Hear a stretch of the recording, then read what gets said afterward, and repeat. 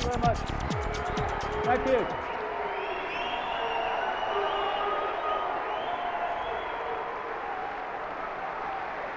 Thank you.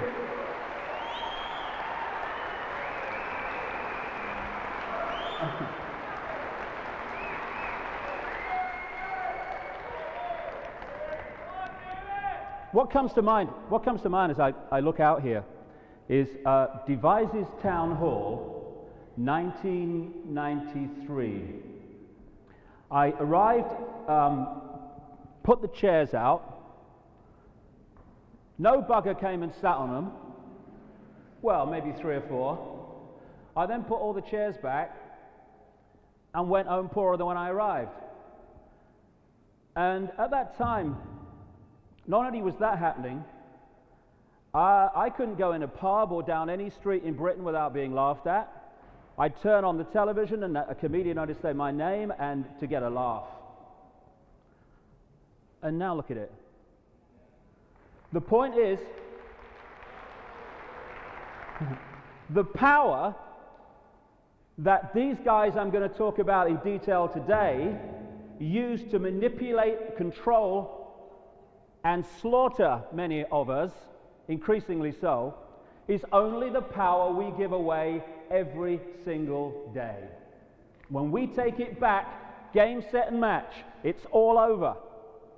And we're in a period now, clearly, when people are waking up and that power is being taken back. I say this, that at a point when this manipulation, this global version of Nazi Germany starts to more and more put its head above the parapet where we can see it, it seems to be at its increasingly most powerful. It is in its death throes, because this is the period when people in this planet are going to take their power back from the few that have run it literally for thousands of years.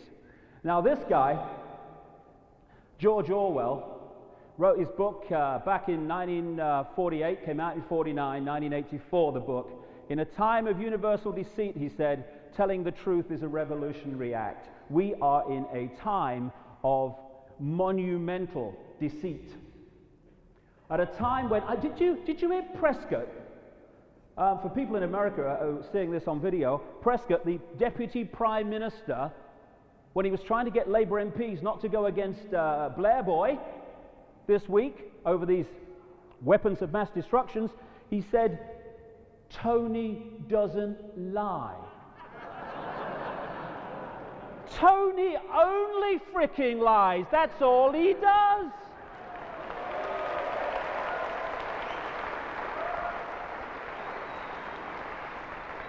And what you find, and I'll go into this as we go through, this network works with reverse symbolism. Everything they say, they're actually saying the opposite. When they say they'll do something, it means they're not going to do it. When they say they won't do it, it means they are. And even the symbolism, as I'll get through in this first section, is actually a mirror of what a symbol means to us. The population means the opposite to them. Oh, it's a big bloody stage, this, isn't it? Normally, I'm standing like this. Our lives begin to end the day we become silent about things that matter. It's because we've done that for literally thousands of years that the few have taken more and more power into fewer and fewer hands. We're seeing it now all the time. We're not just getting big companies taking over small ones now, we're getting mega corporations fusing with mega corporations. We're getting decision-making politically going further and further away from the people. And it's happening because we're allowing it to happen. But the wake-up call has arrived. I'm going to get knackered walking all around here. Shite. Now, one of the things that stops people taking this thing on is they fear the consequences. And one thing I've learned over the years, that fearing doing something is actually far worse than actually flipping doing it. And it's like, oh no, they're up there and they're powerful, I can't to talk out about them, I better keep my head down and keep my mouth shut. Whoa. It's like a footballer. You know, you can get a footballer, gets the ball in midfield, and he looks up and there's this big hairy defense in front of him, right? So they go, ooh, no way there, play the ball square, get it back, make no distance forward, ooh, never get through there. Then you get the little guy who's got no fear. He gets the ball, looks up, big area defense, whew, have some of this, darling. And he runs at them, ducking and weaving, and now who's in control? This big area defense is now reacting to him. It's thinking about the power that is in this structure I'm talking about. That's the thing that stops most people speaking out and doing something about it. I'll give you an example. This is a Freemasonic kind of holy grail place in Boston, Massachusetts. It was one of the really early places where Freemasonry started after the movement of European peoples to the Americas. It's got about 5 stories and what have you. And what you'd think is, oh, never get in there. Well, we went in and went to the guy on the desk and asked if we could have a tour, right? And he said, we don't do tours. So he said, but if you want to talk to someone, go and see someone in the office. And he told us where to go. And we walked down towards this office. And this place is like the Mary Celeste. There's nobody in it. So we kept walking. And we had a camera, fortunately. And we go up the first floor and the second floor and the third floor, still nobody. And we walk into these amazing places. So here's an exclusive. The first time, probably ever, I have sat in the chair in the Freemasonic Temple. I wish I'd have pulled my trouser leg up a bit. That would have been better. But it's amazing what you can do when you just go for it. Because, like I say, the power that this network has over the people of the world is the power we give to them every day. The other thing that I hear people say is, mustn't talk about these things, it's negative, you'll frighten people. Well, I don't think knowledge and information is ever negative. I think ignorance is bloody negative myself. Because when we're in ignorance, we can be manipulated. Piece of cake. When we are in awareness of it, it's a very different story.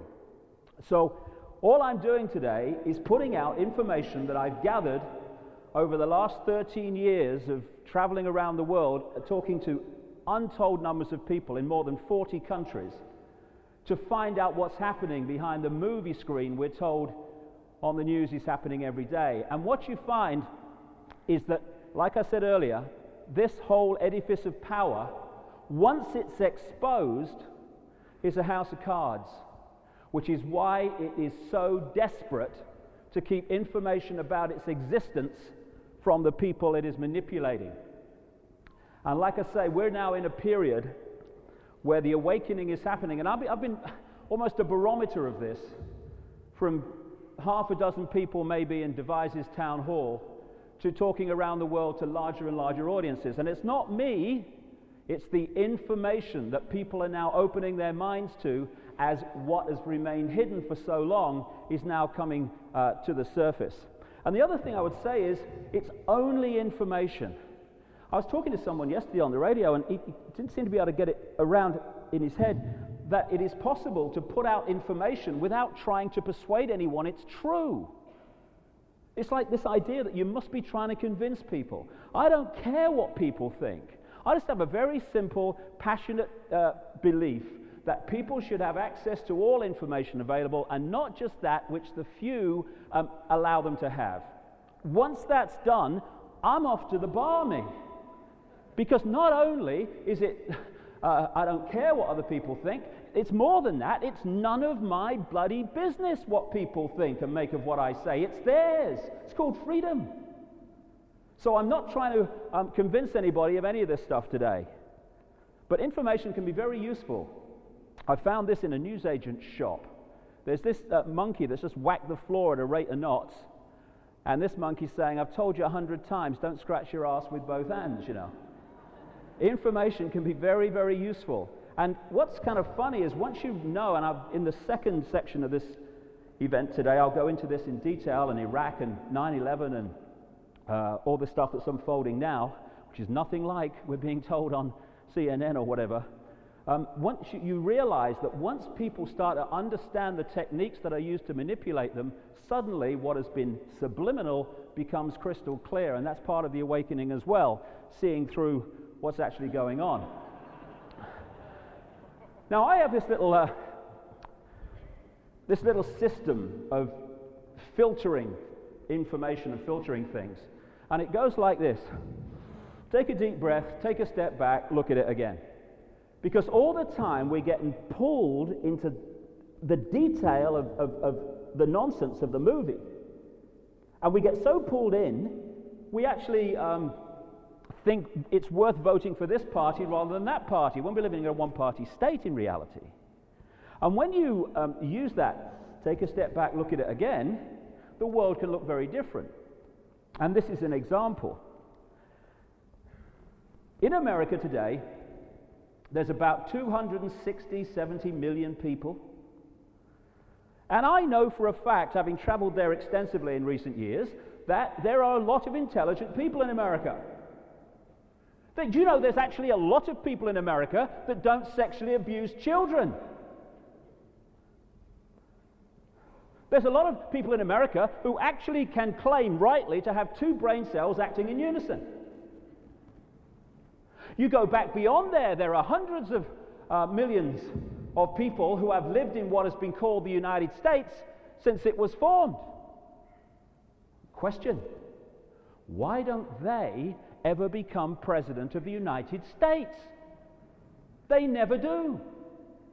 The people that want to do something for the people in general, the people that don't come with an agenda, they don't get to president. Why? Because United States presidents are not elected by ballot. This bugger wasn't, was he? Bloody hell. They are selected by blood and selected by this network. Let's just have a look at the last few. Ronald Reagan, 2 terms, as we're laughingly told, as the most powerful man in the world. This is a man who had to be given written cue cards to have conversations in White House cocktail parties. If he managed to tie his shoelaces, it was a good day. This man was 2-term president of the United States. In truth, his vice president, Father George Bush, was. And then who came next? Georgie Boy the First. From a family, when you do the research, and many have, that is one of the major hard drug running families, certainly in North America and globally too. A notorious abuser of children, by those who've done any research on the man, President of the United States. 3 terms in truth, 2 under Reagan. And then we got this boy, didn't we? Billy Boy.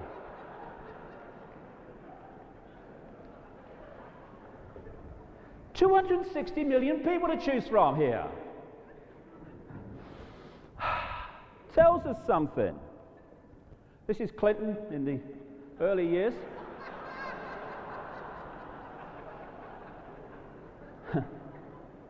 I guess he looks a little bit like me, but I swear, lady, I've never seen you before. And then, have you seen, I can't believe it, have you seen, they're actually opening a Clinton memorial in the Mall in Washington. And I've got an exclusive design of it. There it is. It's next to the Lincoln Memorial it's going, you know. Unbelievable. President of the bloody United States. Go and bomb someone, yeah. That position. And then here he is. Georgie boy. Who shall we bomb today, Georgie? You kids you've missed? Very bright man, very well read. Very well read, Georgie. President of the United States by Supreme Court, which had a Bush family majority on it, stands back in amazement. He's a very good reader, Georgie.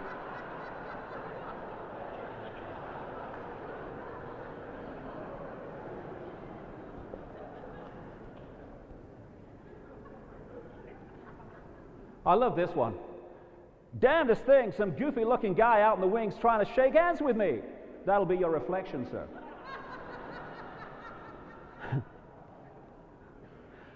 Great orator is Georgie. I know how hard it is to put food on your family. It's one of his. Someone said to me once, you make these up? I couldn't make them up. Families is where our nation finds hope, where wings take dream.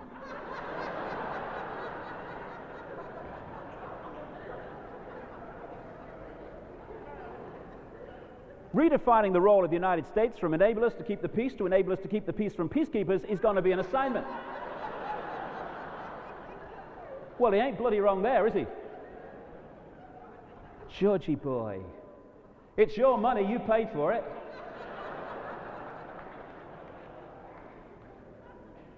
Well, I think if you say you're going to do something and don't do it, that's trustworthiness.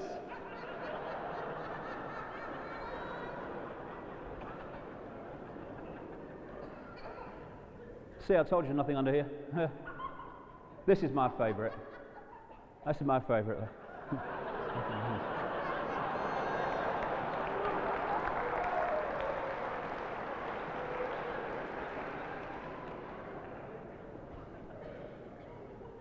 And there are people, I know the guy's surprised, although he didn't get enough votes to get in, there are major numbers of people in America who are still voting for Bush and believe he's some kind of man of Christianity trying to bring peace to the world. Albert Einstein said, only two things are infinite, the universe and human stupidity, and I'm not sure about the former. Because of that, this is what is happening before our eyes. And as we go through the day, I'll present the amazing similarities, no mirror image of the techniques being used now and the techniques that were used to bring the Nazis to power and hold that power in the last century. These guys, it cannot, and as we'll see, it's not actually them. They're just the point that interacts with the public. The real people are behind the scenes that you never see, manipulating the pawns in the public eye to introduce certain policies. We are facing the rise very rapidly of the Fourth Reich, or maybe the third one coming back where we can actually see it. And it's happening in the same way it happened in Germany, with people going into denial that it's happening. I actually think, naive, stupid, not very bright, but when you go into a country, just because you want to take it over and conquer it and control it so you can use it as a foothold to take over more, and you slaughter at least 7,000 civilians and you cut children to bits with cluster bombs, I think that's fascism. Myself, I think it could well be.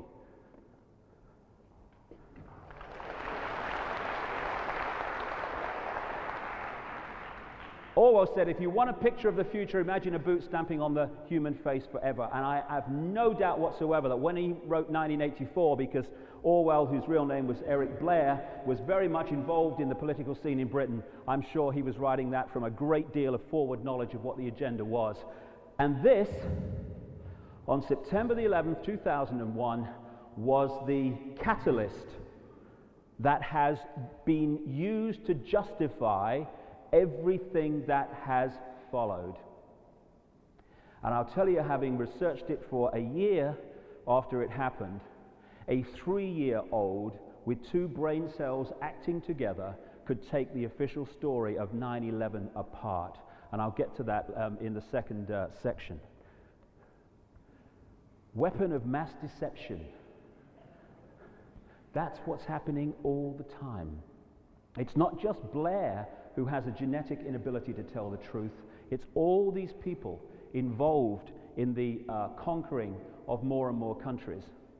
I wrote on my website the day Georgie Boy was inaugurated, don't be at all surprised if the United States finds itself in another manipulated war during this administration.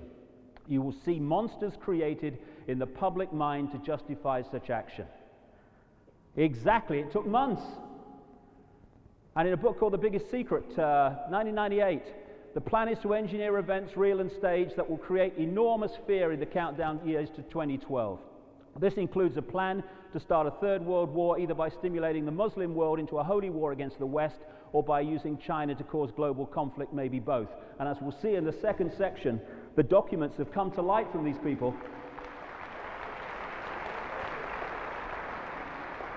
As we'll see in the second section today, the documents that have come to light from within these organizations that are behind Bush and Blair, China is the place they're heading. And that's one reason why they're bringing North Korea into it. So this was allowed to happen because we, the people, have given our power away for so long that it's gone into fewer and fewer hands. And those hands have been animated by greater and greater levels of stupidity and total lack of empathy with the victims of their actions. And there's a reason for that which we'll come to later on. And it's this mentality, I mean, look at it. It's this mentality that allows it to happen. Get a brain, morons. I love it. And that really is the whole basis of how this scam can be played. A few can only control the many when the many are manipulated to control themselves. When there's a few and you want to control a mass of people, you can't do it physically. There's just too many people. But you don't have to. For me to do that, my mind has had to decide to do it. In other words, my physical behavior, my physical actions come from my mind. Therefore, all you have to do is program the people to believe your version of reality, and the people will do exactly what you say as a result of that and see the world the way you want them to see it. And if you take the analogy of a herd of sheep, it's perfect, except the human herd has taken it one step further. If you wanted to control a herd of sheep and round them up, and you wanted to do it physically, impossible. I mean, look at those 2 pigs that went runabout a few years ago in Britain. Took them a week to find these pigs. Because you can't do it physically. If you want to round up sheep every night, physically, you need 6 or 7 blokes for every sheep. Even then, they wouldn't be guaranteed to get it. But you don't do it that way. 2 states of mind round up millions and millions of sheep all over the world every day. One, the bar mentality. Just following the one in front without question. Ba, ba, ba, ba, ba, ba. And none of the sheep go, hey, excuse me, you at the front? Where you going? The guy probably turn around and go, I don't know, really. I just walk every day and all these people follow me, like, you know. So the vast majority of sheep are rounded up by the bar mentality. Bar, bar. You see it in the human sense with, hey, up, Dave, he's a professor at university. He must know what he's talking about. He's the prime minister. He wouldn't do that. Bar, bar, bar, bar. And then you've got the few in the sheep herd that don't want to just follow the one in front without question. They're having a good time. They want to munch over here. No, you go. I'm staying here. This is good. And they are rounded up by the 4-letter word that controls the world, fear, symbolized by the sheepdog. Row, row, row. Oh, they're in. And those 2 states of mind, bar, unthinkingly following the one in front, and Fear, round up millions and millions of sheep every day, no problem. Now we have gone even one step further. We, the human herd, have dispensed with the sheepdog. We frighten each other into line. And once you're in that mentality, a very simple process is possible, and it's been going on for thousands of years. It's going on to this minute. All you have to do, if you're a manipulator, is to set the norms in society. What is considered good and bad, sane and insane, possible and impossible, moral and immoral, right and wrong, and you set them. You pound them out through what we laughingly call the education system. Crikey, it'd be great if we had an education system where people are educated. And you pound them out through the media, and they become the norm. But just because people don't question. So that sets a mental and emotional sheep pen of norms. The vast majority of people, whole life in there. Well, everyone knows that. This is how it's done. Everyone knows that. Well, I don't bloody know it. There's one less than everybody. And then there's the few, increasingly more, but the few compared with the people in the bar mentality who actually have sussed that this sheep pen of norms is actually incredibly limited and fundamentally flawed. What happens? They start to act differently. They start to have a different view from the norm. And what happens? They get ridiculed and condemned for the crime, which is what it's become, of being different. And any society which makes it a hassle, gives people a bad time, makes it a crime to be different, is a society based on psychological fascism, and that accounts for virtually every nation on earth.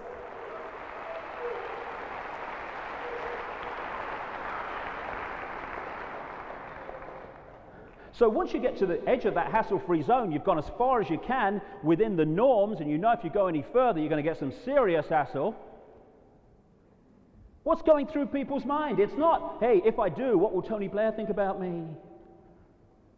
What about George Bush? What do you think about me? Oh my God. No. What's making people fear expressing their uniqueness, speaking their truth, is what will my mother think? What about the neighbors? What about the people at work? What about the guys down the bar? They'll take the piss. In other words, what frightens those that wish to get out the pen to staying in is fear of what those in the pen will do and say if they get out.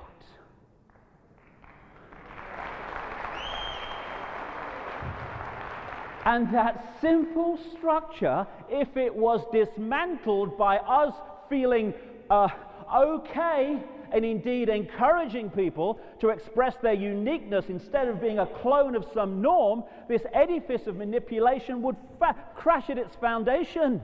Because the few can't control the many, they've got to manipulate the many to control each other.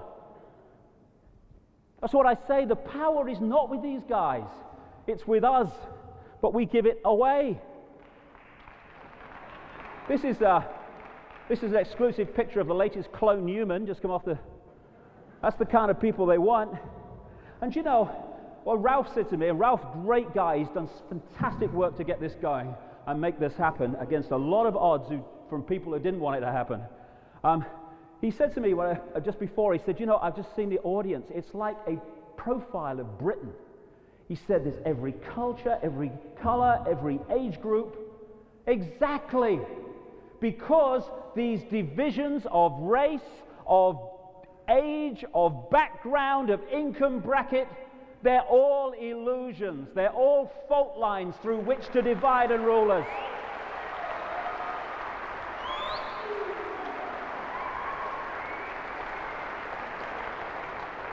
And if only we stop that, the game would be over. This is what they want.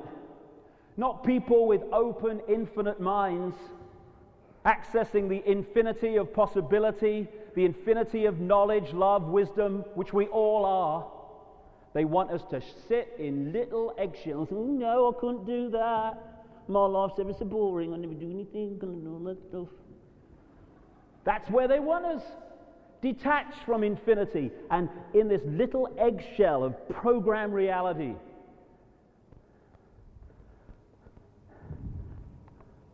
And then we have the education system. I love this. This is another thing. You know, I was just thinking, if you sat down and you said, right, you want to manipulate the mind of the population.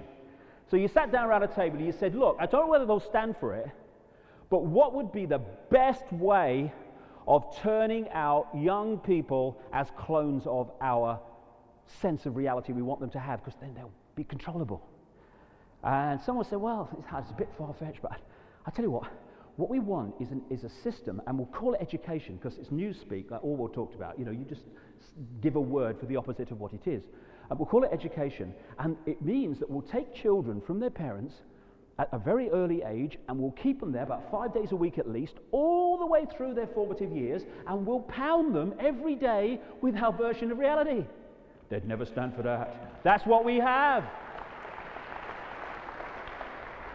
Now, there's two sides of the brain. There's the left brain, which is like this world thinks in words. It thinks in logic. Physical worldview, can I see it, touch it, taste it, smell it? It exists then. And then there's the right brain, which is inspiration, creativity, the artist, the person who does not see limits. Someone who thinks through the heart as well as the brain, the mind. And what the education system wants to do is pour information, most of it provable crap, into the left brain, and it says, hold it there, darlings, until we give you a shout. And then it says, ladies and gentlemen, you have 2 hours to complete this paper. Please pick up your pens. At which point you're supposed to spew out what it has told you onto the paper. And if you do that well, you get rewarded. Hey, my John is very clever. Hey, you get a good job with all those passes. Oh, your John is well indoctrinated, isn't he? Yes. Now, carrot and stick. If you are thinking for yourself, and you're a young guy or a young girl, and you take that stuff in there, and you whip it over there and give it a look, and you go, it's a piece of shit, look at it, look at it.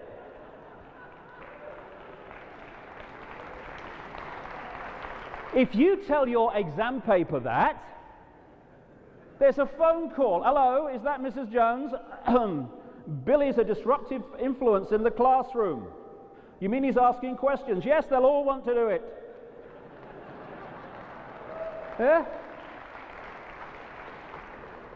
You know, in the last part of the talk, I'm really going to get into the nature of reality and how we create it, because there's so much information and supporting evidence now to give us a real fix on how we're creating reality, because this is an illusion. But how is it an illusion, and how do we create it? More and more knowledge on that. But these guys, these manipulators, know it's an illusion, and they know we're creating it through our minds, and so they know if they program our minds with the right illusion, we'll create it physically. And the education system is massively, massively part of that. As H.L. Mencken, an American writer, said all those years ago, the most dangerous man to any government is the man who is able to think things out for himself. Almost inevitably, he comes to the conclusion that the government he lives under is dishonest, insane, and intolerable. And that is why we are pressured from cradle to grave not to figure it out. Sorry, boys, no can do. So shut up, keep your head down, keep your mouth shut, go with the flow. In life's easier that way. Or, as the Japanese have a national saying, don't be the nail that stands out above the rest, because that's the first one to get hit. That is the mentality. That allows the few to control the many, and without it they couldn't do it. And on the other side, bad monkey, no banana. Ooh, don't play our game. Smacky. You will not progress within our system. Come into line, or you're an outcast, or a rebel. Oh, a rebel. So, this is going to come up a few times as we go along, because this is what's happening every day. And it will become more and more obvious as we go through the day. You have a secret agenda for literally the centralized fascist control of the world, with a world government that would dictate to all nations, a world army that would impose the will of the world government on those nations that did not wish to go with what it was told to do, a world central bank that would dictate the financial system of the world, a world currency, which the European currency is a stepping stone to, which is why they're having no truck with people making a decision. They will not go with a referendum until they know they're going to win it. And a microchip population linked to a global computer. Thousands of people are being microchipped in America now as a result of 9/11, and I'll get into that in the second section of this talk. Now, to introduce this agenda, they need in the movie, that which we see on the television news every day, they have to find excuses to bring in different elements of the agenda by creating mythical excuses for it in the movie. This is why when they want to invade Iraq, secret agenda, want to get in there, I'll go into this in detail later on, they want to go into Iraq because it's part of the process of taking over the Middle East. They need to create an excuse for that in the movie, thus hiding that and justifying the elements of it being introduced. So they come up with weapons of mass destruction. Weapons of mass destruction, weapons of mass destruction, weapons of mass destruction. The mantra. Once you hear them with the mantra, you know something's coming. So that's how they're doing it, and I'll get into that in detail later. And also, towards the end, I'll get into this part of it, which is the fact that this world, like I say, is an illusion. It's a matrix of manipulated, indoctrinated belief in a reality that suits the agenda, and all it is an illusion. We think when we look over there that the walls of this theater are solid. They cannot be. It is impossible, because they're made of atoms which are anything about as least solid as you can get. We make it solid by our minds. And this is the information. This is the information that's being kept from us so they can manipulate our reality without us realizing that we're creating the reality they're manipulating us to have. Now, and I'm an illusion as well. Now, I saw this in a newsagent's shop as well. These two lady peacocks are saying to the male peacock, "Cut the crap and show us your willy." And so, I don't want to clear the theater, so I won't take it literally, but that's what we're going to do now. Look behind the movie screen and see what's going on that we're not told about and we don't see. This is the structure that's been used by the few to control the many for literally thousands of years. It's the compartmentalized pyramid. What you do is, if you look at any organization today, it's structured as a pyramid. You've got the few at the top of the organization that know what the real deal is, what the real agenda is, and the further you come down, you're meeting more and more people in the organization who know less and less and less about what the organization's really about. The CIA and people like that call it compartmentalization.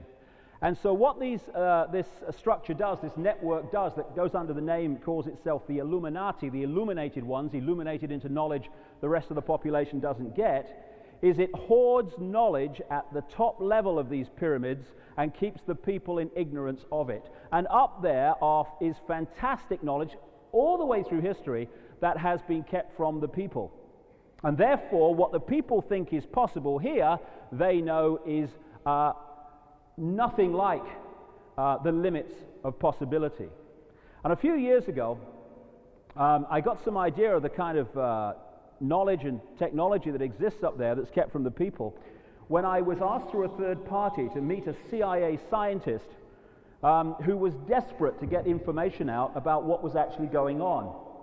He joined the CIA as a young guy in his 20s because he was a genius in the area of magnetics, and they wanted to use that genius. He thought he was serving his country down the bottom here of the pyramid. And he said when he started working for them, he started to realize that this deal that I'm talking about today actually was really a reality and no theory. And he realized that what they wanted his genius for was to create technology to advance this agenda. And he rebelled against it. And when he rebelled against it, he was telling me he left home one day when he was refusing to work for them, and he has missing time from the moment he left home to when he woke up in this room on a medical type bench. And he said when he got his faculties back and he was opening his shirt, he was telling me this, and on his chest was like a see-through shampoo sachet. What they call them in the CIA is patches. Someone's been patched. And I could see in this patch a orangey golden liquid. And what had happened, he said, was that his body had been manipulated to need this drug to survive, and these patches have to be replaced every 72 hours, and if they're not replaced, he starts to die. And he has a family. I was there with his family when I met him. He doesn't want to die, so he starts working for the CIA again. And what he said to me was that there is technology that's been around for decades to cure cancer. Technology, drugs, what have you, to cure cancer. He said there's technology to create abundant growth in deserts without water. Why is this stuff not introduced when people are dying through hunger? It's not introduced because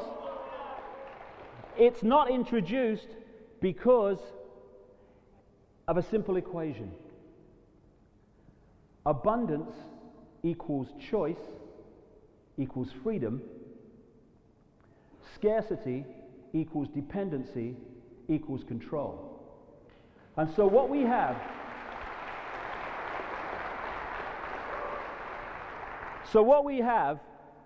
is manufactured dependency all over the developing world, because that equals control. Here's a guy from the United Nations food program.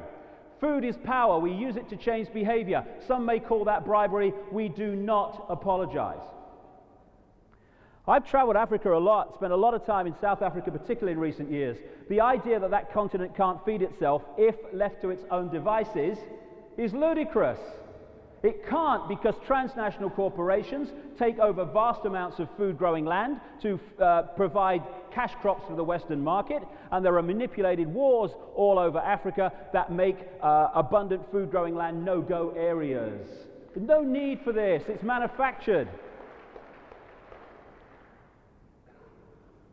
And so you have this structure of hoarding knowledge and keeping it from the people. And I started to think about when this structure was first started, because by the time I wrote a book called And the Truth Shall Set You Free, back in the mid-90s, I'd started to piece together, which I'll get into later on, how the world is manipulated today. It's a very simple structure. It has to be, or it's going to get too complex to work. And so I started to go back looking for some kind of origin for this manipulation. You get back very quickly to the point where you realize that the institutions of power today have not been infiltrated by this network. They were created and structured as they are by the network in the first place to give the illusion of freedom and choice while fundamentally limiting both. And you continue to go back. I got comfortably back to around the time of the Crusades in the so-called Holy Land, around the 1200s time, when a lot of secret societies were created that actually are still going strong today and have among their number the top people in global politics, business, banking, media ownership. And I kept going back, and eventually you're thousands of years BC before you're picking up some kind of theme. It's not the start of it, but it's a point where you can start to pick it up. And it's in this area of the world, what is now Turkey, up to the Caucasus Mountains, and what is now Iraq particularly. Iraq was the home of the very advanced culture, going back to 4000 BC down to around 2000 BC, of Sumer. In the same area that we call Iraq today is Babylon. And interestingly, it was the text and accounts and records of that very area, of those cultures, that were destroyed, and many priceless artifacts from that time looted, according to the museum directors, by experts who knew what they were looking for, when all the chaos broke as a result of the invasion of Iraq. And in this area, certain family lines that were considered to be royal lines and claimed to have the right to rule the people because of their bloodline, what we call the royal families, started to appear. And as you move through history, these families exported themselves out into Europe, where they became the aristocracy of Europe and the royal families of Europe, royal family of Europe in truth. And then through what we call the Great British Empire and other European empires, but particularly the British and particularly the French together, these royal bloodlines were exported all over the world, to North America, to Australia and elsewhere. And they are the ones today that turn up in the positions of ruling power in politics and banking and what have you. Babylon was an ancient headquarters of this Illuminati. Like I said, and that's why, as we'll get to as we go through, these Illuminati today use a tremendous amount of Babylonian symbolism in their own codes and language. This is the area I'm talking about. Egypt came into it as well, but this area was crucial to this point where we pick the story up. And this, of course, is the very area that these guys are now going back in with a list of countries to take over in the same area of the world. So you had these royal bloodlines that moved up into Europe and became the aristocracy and royal families of Europe, etc. And a lot of researchers are now starting to look at this, because it was very clear to me when I started to investigate this that for some reason these Illuminati families are obsessed with interbreeding with each other. And this has been put together from a number of different genealogical sources: Burke's Peerage, the Boston Historical Genealogical Society that looks at the genealogy of presidents of the United States. And you find that you can pick up certain lines in that ancient part of the world that I'm talking about and come down right the way through to the present day. Philip of Macedonia, who was the father of Alexander the Great, but before he died in Babylon around the age of 32, 33, had taken over much of that blue and white map we saw a few seconds ago. Comes down through the royal lines of Egypt and the Roman Empire, down through Herod, the king mentioned in the Bible stories. Also comes down through Constantine the Great, who was the Roman emperor who in 325 AD called the Council of Nicaea that created the structure that still is Christianity to this day. And it comes down through the Merovingians. Now the Merovingians kind of disappeared from history and then came to light more recently in the last, 20 years or so, through books like Holy Blood, Holy Grail, that investigated what was claimed to be the bloodline of Jesus. I think there's another interpretation of that myself, that included the Merovingians in what we now call France. The Merovingians were a royal line of a group of people called the Sicambrian Franks, who became known as the Franks, and that's where France comes from. And the Merovingians are a royal bloodline that were big goddess Diana worshippers. And they were very much based in what we now call France and Paris. And the royal families of Europe are all connected into the Merovingian bloodline. Also, the vast overwhelming majority of American presidents from George Washington to George W. Bush connect into that same bloodline. In fact, another one on this list, Charlemagne, one of the most famous monarchs of what we now call France, that went on from the Merovingians. Of the 43 presidents of the United States, from Washington to Bush, 34 go back to Charlemagne. The Habsburgs, that were the family that ruled the Holy Roman Empire in Europe for centuries, connect into this same bloodline. And the de' Medici family, big bloodline in Italy, banking family, and the House of Lorraine in France, up to this day an important bloodline in the Illuminati. And interestingly, a couple of very famous people were connected to both the de' Medici family and the House of Lorraine. One was called Christopher Columbus, who was connected to both. Christopher Columbus was not looking for India and tripped over the Americas. He knew pretty much where he was going because of the knowledge held outside the public arena. And another guy who worked for both families we know as Nostradamus, Michel de Notre Dame. The reason that guy, I'm not saying he was a bad guy or anything, but the reason he had tremendous esoteric knowledge compared with the rest of the population is because he had access into these advanced levels of knowledge that are passed over through this secret society network through history and kept from the people. This is Charlemagne here, outside the Notre Dame Cathedral in Paris.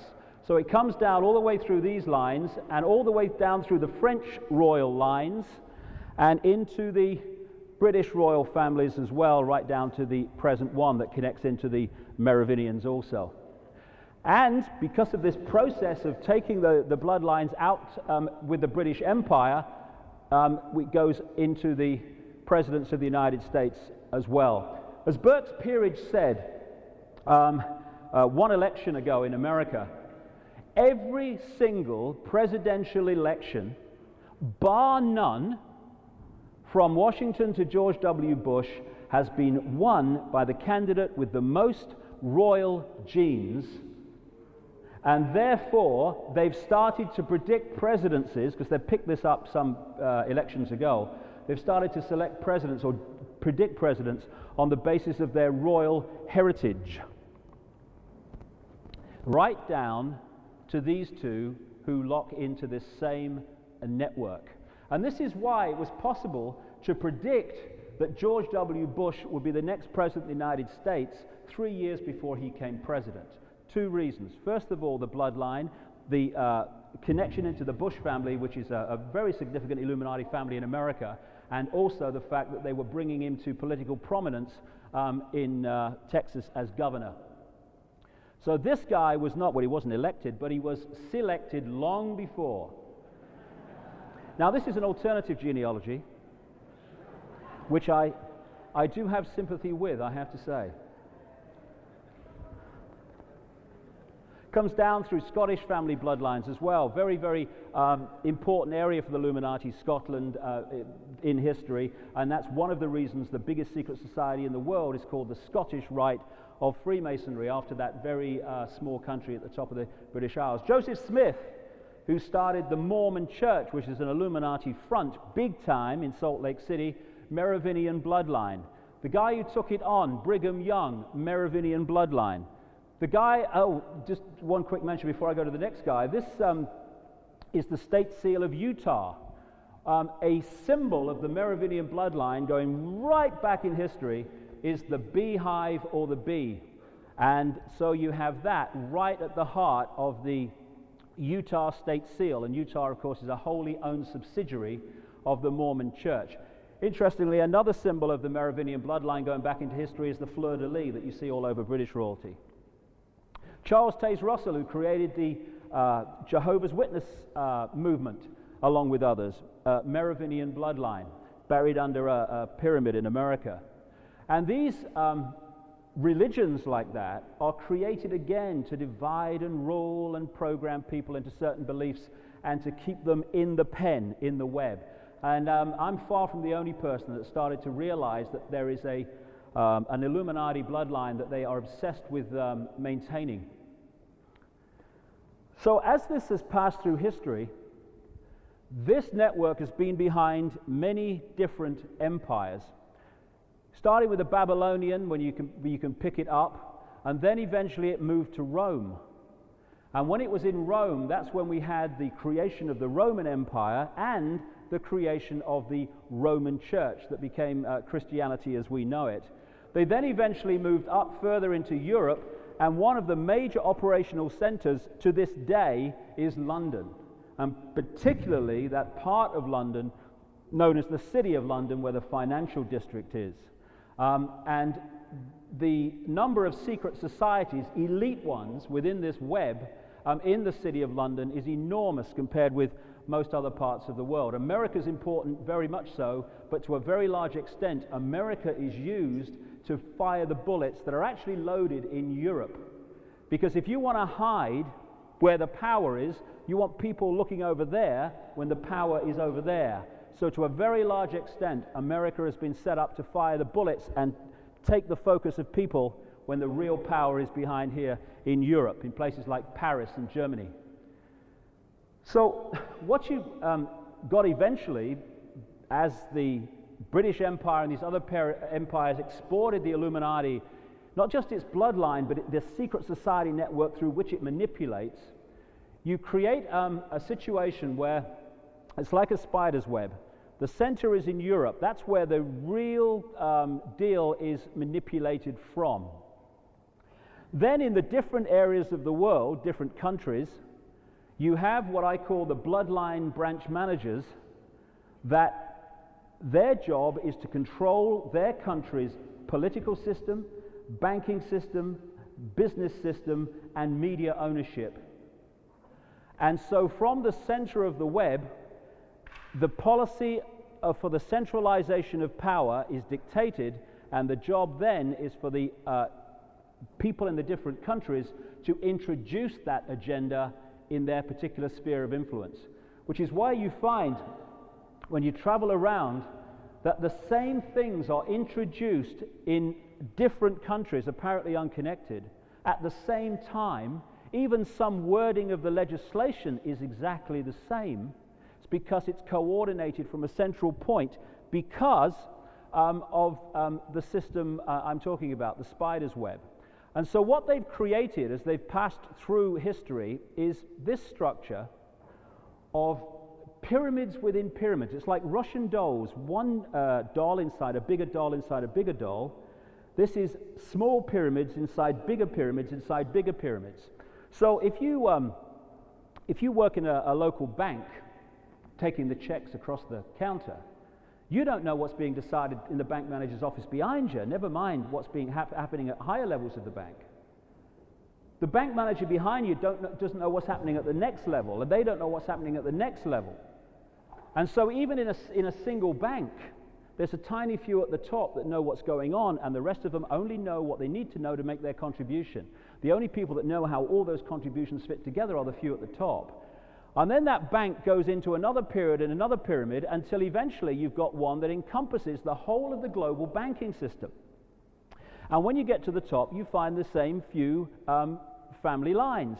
And they're dictating down the system a policy to unfold this agenda of centralization.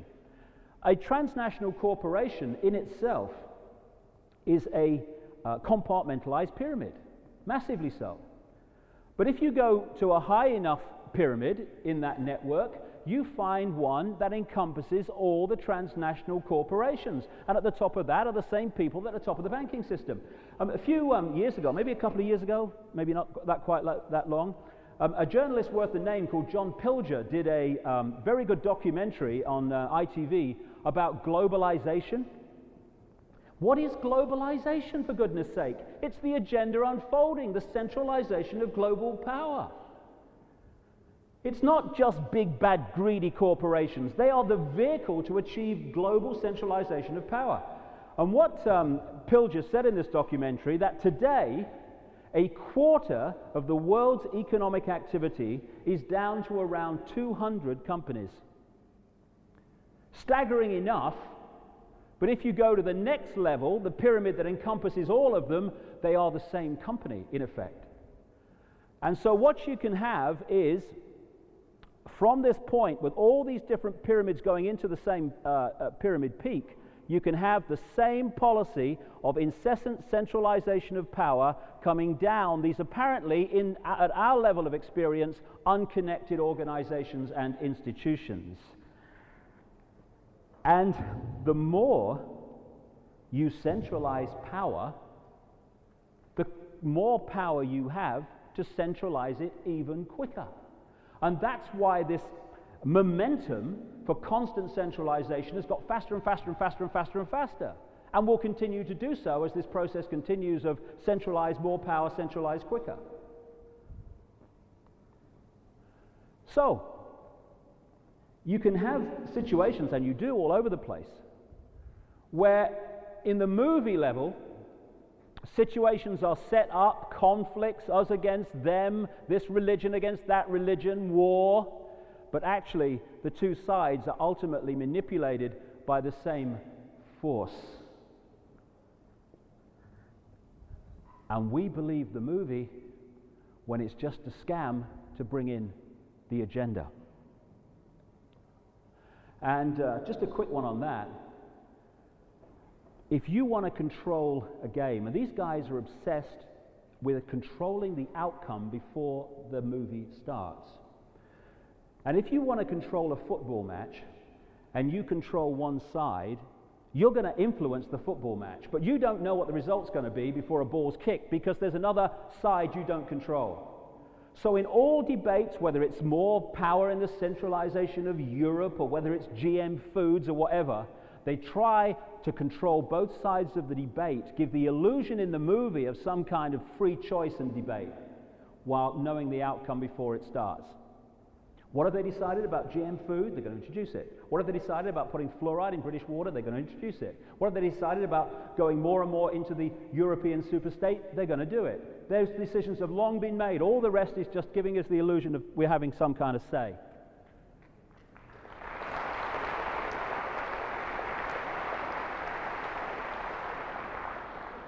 Now, this is the greatest form of imprisonment.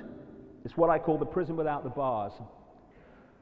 What happened was, eventually, the colonial powers of Europe, like the British Empire, they reached the point with their colonies around the world where they could no longer hold on to that power overtly, because the people were starting to kick up a stink.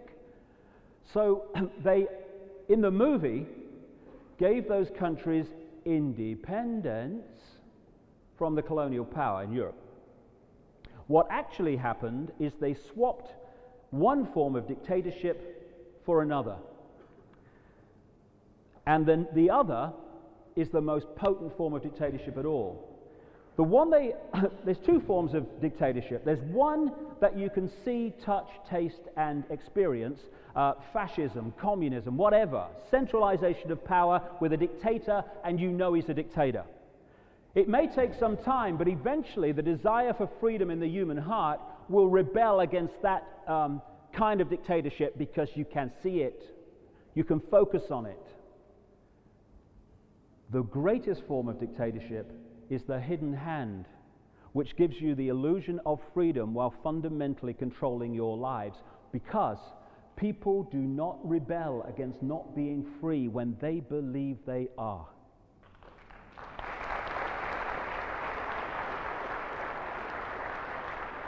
So like I say, what happened was when the colonial powers apparently pulled out of North America, pulled out of Africa, pulled out of Asia, and Australia, and all these other countries, they left behind their secret society network and the bloodlines that they're so obsessed with, and they have gone on controlling those countries ever since, while the people of those countries have believed they were free.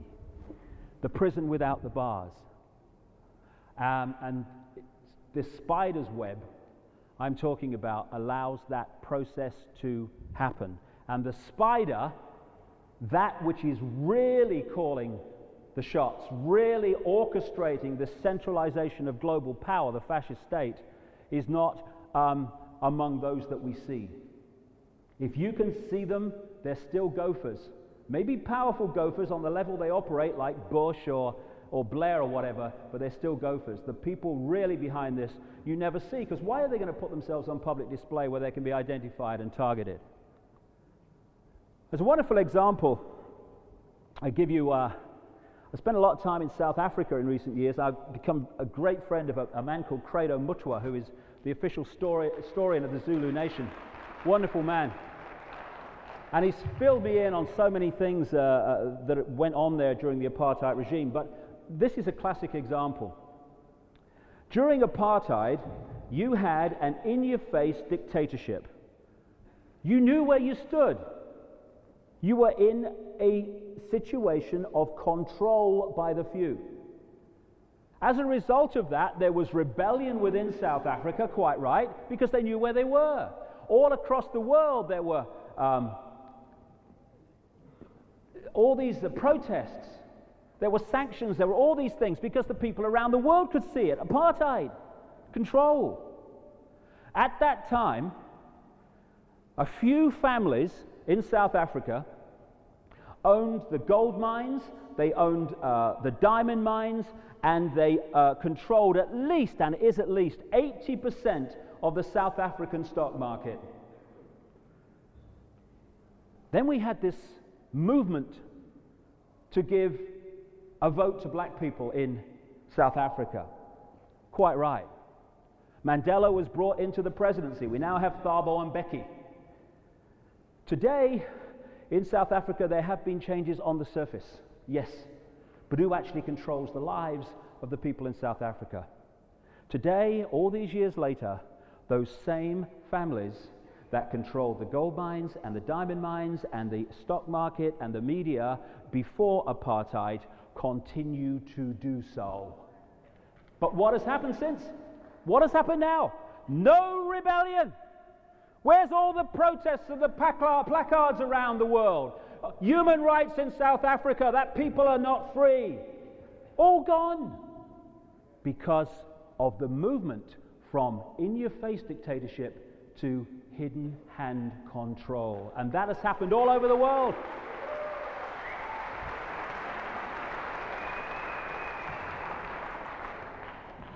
Now, one of the things that I found as I went through this, and in this first section, I'm just going to look at some of the different elements to it, a little bit of history, and then after we've had a break, I'm going to big time go into what's happening today. Stunning stuff, that is. Crikey, you couldn't make that up.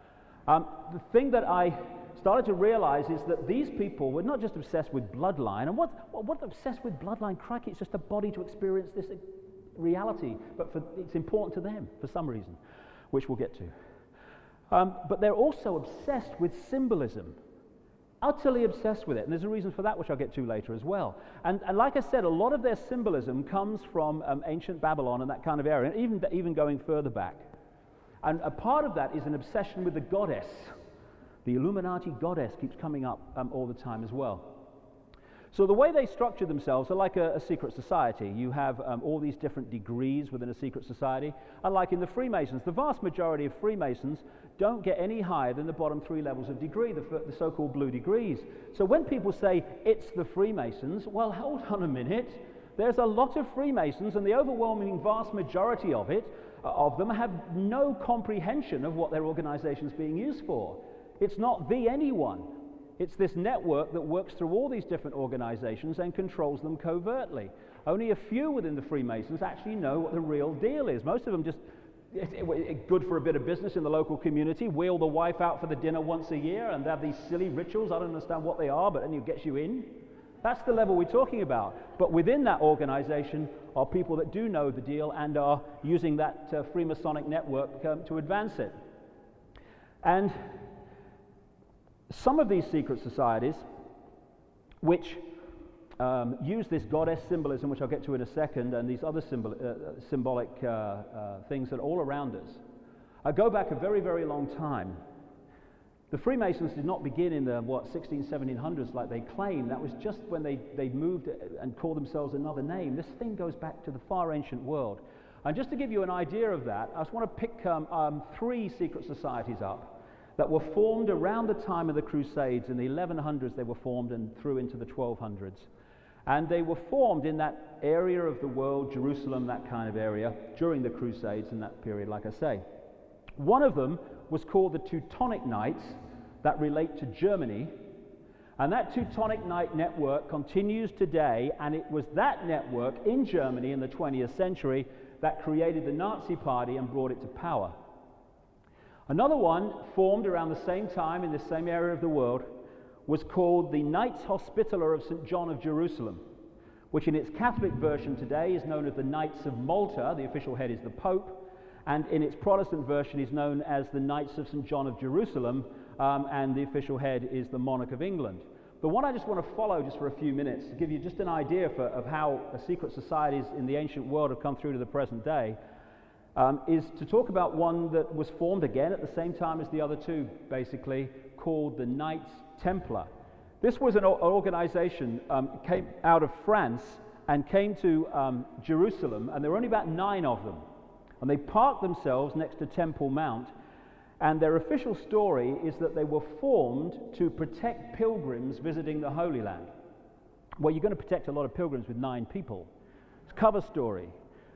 They stayed there for some 9 years or so, and according to excavations in that area in the 19th century, artifacts and things were found, signs were found that the Templars had been under Temple Mount. Whatever, something changed very quickly after around 9 years, because a couple of these guys came back to France and started signing up the aristocratic families of Europe. They clearly knew something big time. They became extremely wealthy because you had to give your wealth and land to the Templars to join. And they set up what is effectively the banking system of Europe out of places like Paris and London that were their major headquarters.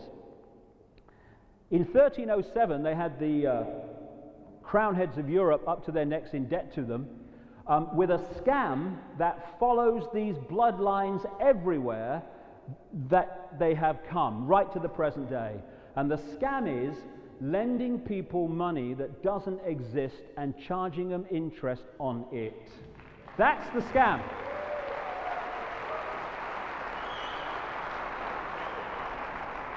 A lot of people don't realize that when you go to a bank and you want to borrow 50 grand, the bank doesn't pull 50 grand out the bloody vault. It doesn't move a piece of precious metal a single sodding inch. All it does is type into your account 50 grand, and from that moment on you start paying interest on money that has not, does not, and will never exist. Huh? I've got a great idea, no one wants to hear it. To solve world debt, the debt of business, the debt of individuals, all of it. Jam jars. Jam jars. I thought it'd go down well. What we do is we have a national campaign of collecting jam jars, empty ones. We put the lid on, so trapping the air, and we deliver them to the bank saying just paying back what we borrowed, and that's the frickin' end of it.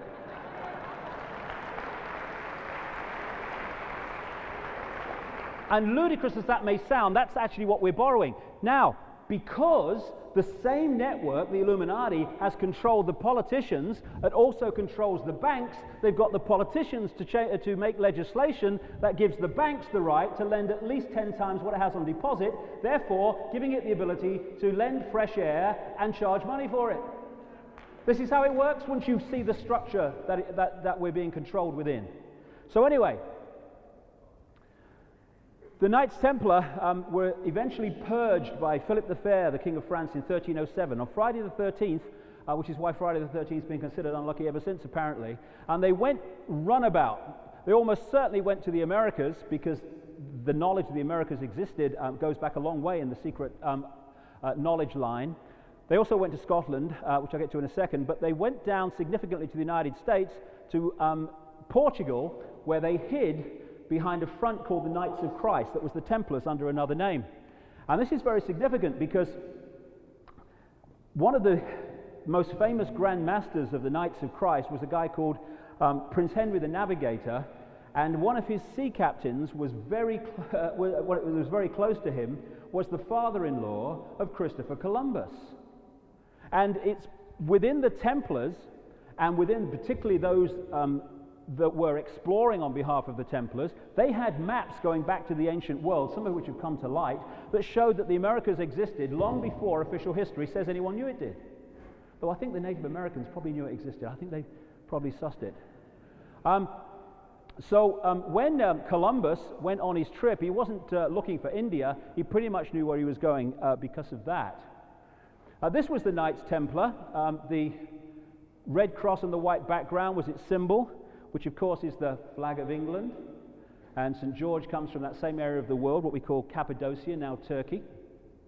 And the great work, which is one of the names they give to this movement through the ages of taking the planet over, was massively advanced when Columbus made his trip, and also another guy, I'll come to in a second, made the trip to find North America, and the whole movement of peoples from Europe could go and take the North American continent over.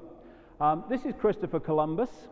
He went and found that bit, And this is John Cabot, whose real name was Giovanni Caboto, a naturalized Venetian, and he left the Templar port of Bristol to find North America about 4 or 5 years after he found that bit. Official history doesn't put them together, but you can.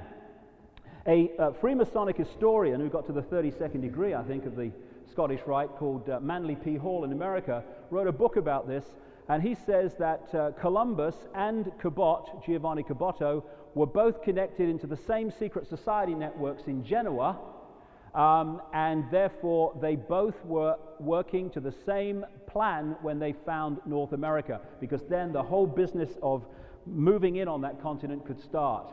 This is Chris. A number of people have kind of made the point that they call him Christopher Columbus, but he used to sign his name Colon. That was, I said that in America once, you know. I said, why do you call Powell Colon Powell? And someone said, because he's full of shit. I thought it was quite good myself. But why do they? You know what I mean? Everything is symbolism. So was Columbus. When you go back to Babylon, you find that they worshipped a trinity of Nimrod, the father, who they symbolize as a fish, Ninos Tamos, the son, and they said father and son were one. I've heard that somewhere before. This is thousands of years BC. And the female point of the Babylonian trinity was someone called Queen Semiramis. Queen Semiramis has become a symbol of the Illuminati, in the Illuminati goddess I was talking about earlier. And when they moved their headquarters from Babylon to Rome, the Romans used to worship Queen Semiramis under the term Venus Columba, Venus the dove, because the Babylonians used to symbolize Semiramis as a dove. Still today, in French, the word for dove is columba. So Columbus was a play on Columba, the goddess of the Illuminati, Queen Semiramis. Now look at that. This is Queen Semiramis as portrayed on an ancient coin. I've seen her somewhere before. The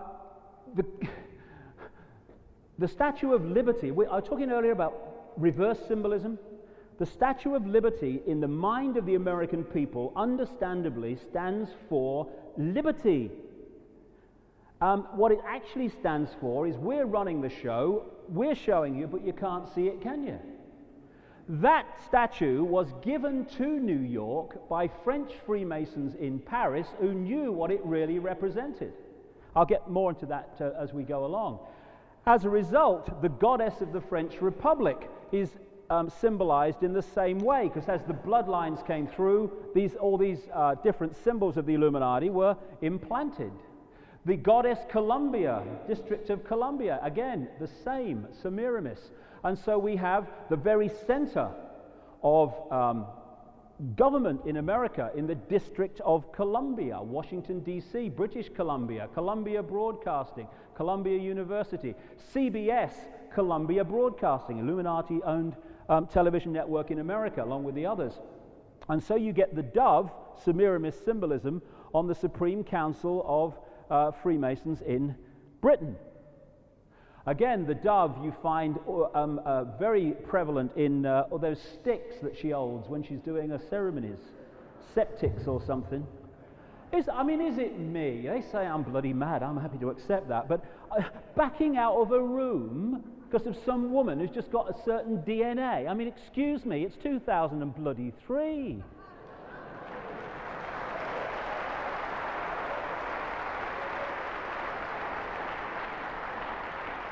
And those crosses are the cross of the Knights of Malta, the Maltese cross.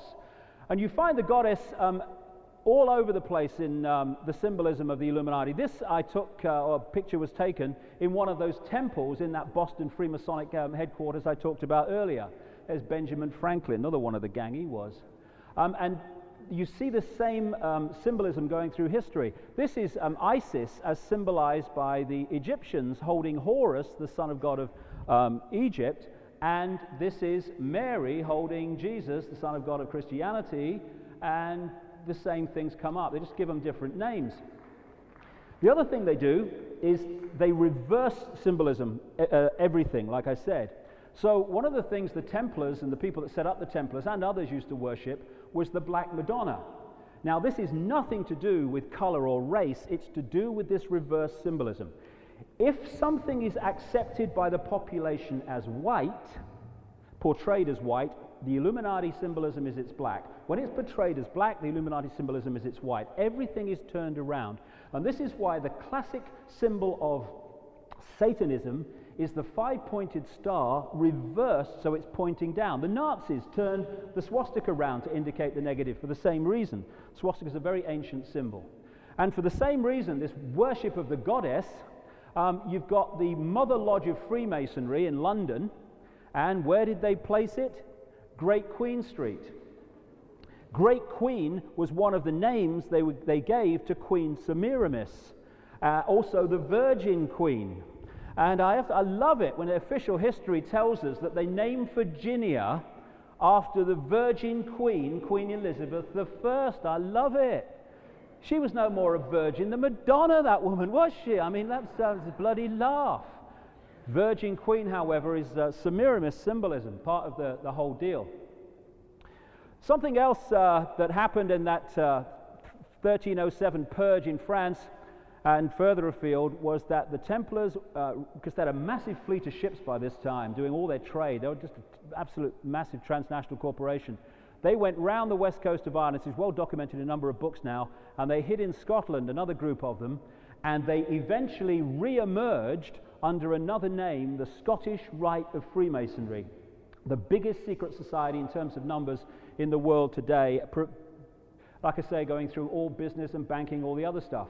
And this, to a very large extent, at a place called Rosslyn, which is actually just down the road, literally about 3 minutes in a car, from the Rosslyn Institute, where they clone that sheep, Dolly.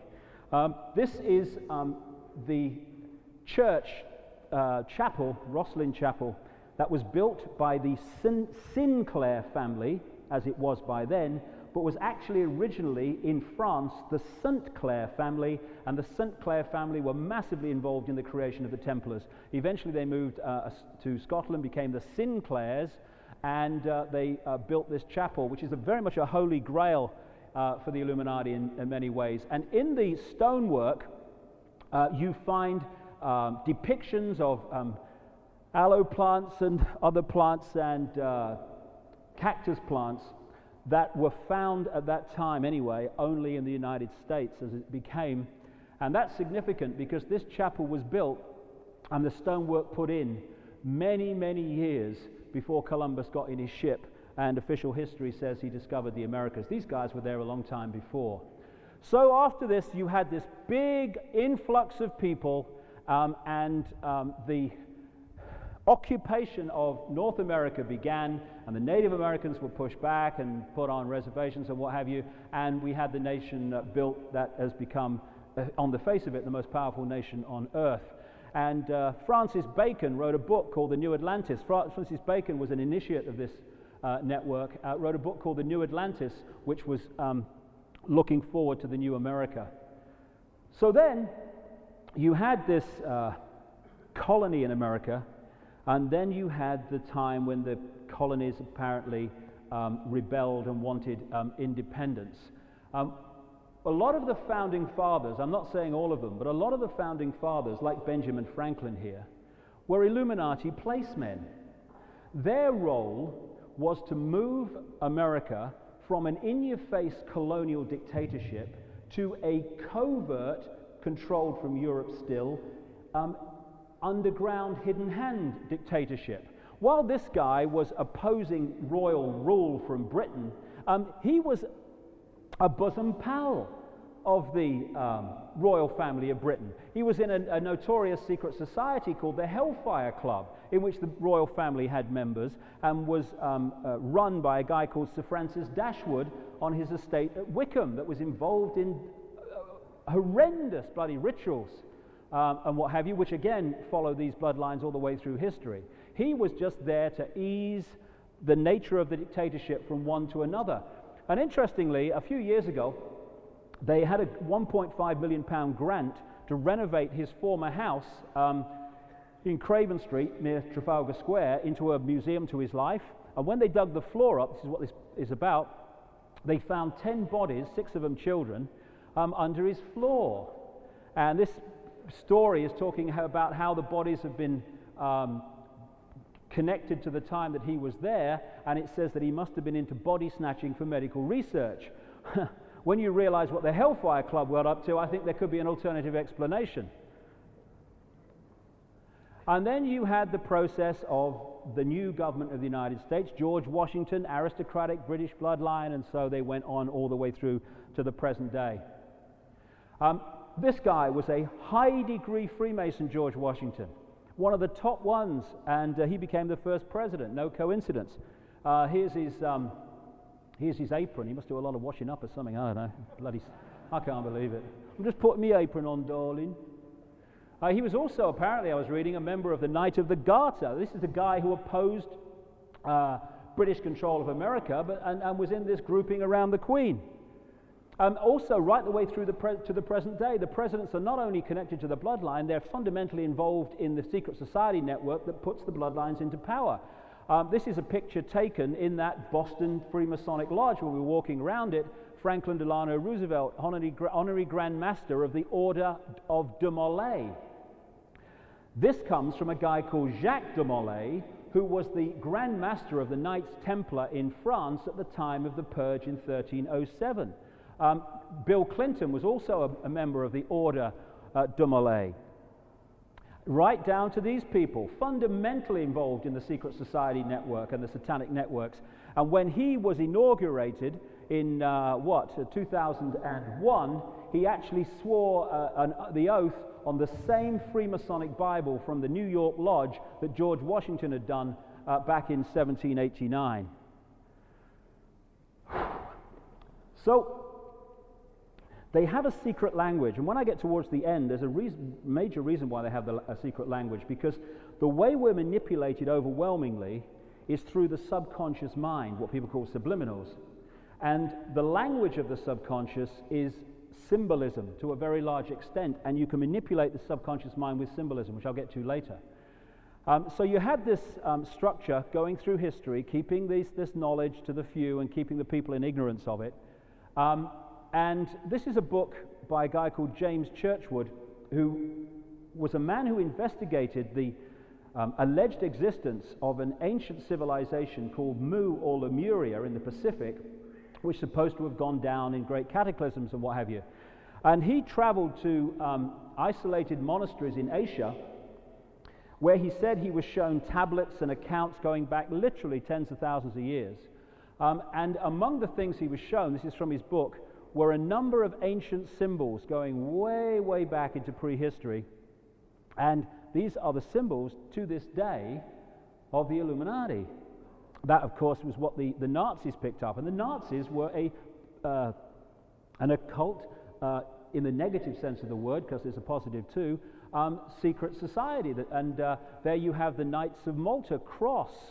These are not just picked out of the air. Oh, that looks a nice cross, we'll have that one. They mean something going way back, and I'll come to what that one is all about in a second as well. One of the great symbols of the Illuminati, which you see all the time, is the sun, because it represents illumination, illuminated into the knowledge the rest of the population don't get. And also, it's an understanding that the sun has a tremendous effect on life on Earth. 99% of the mass of the solar system is represented in the sun, and it sends out fantastic projections of energy which come to the Earth on what's called the solar wind, and they affect electrical systems and what have you here at their most powerful, and they certainly affect us and the way we react to events. And they follow these cycles all the time, these cycles of moon cycles and sun cycles, because they're having an effect on us, and sometimes they can play a card most effectively and sometimes less effectively. They're reading them all the time.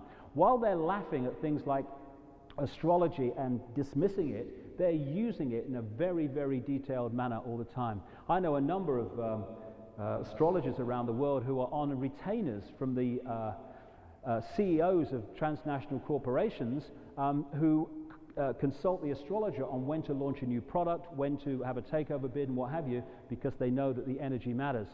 And so you find, coming all the way through history, you see this symbolism of the sun again and again. This is in Egypt. This is in Sri Lanka.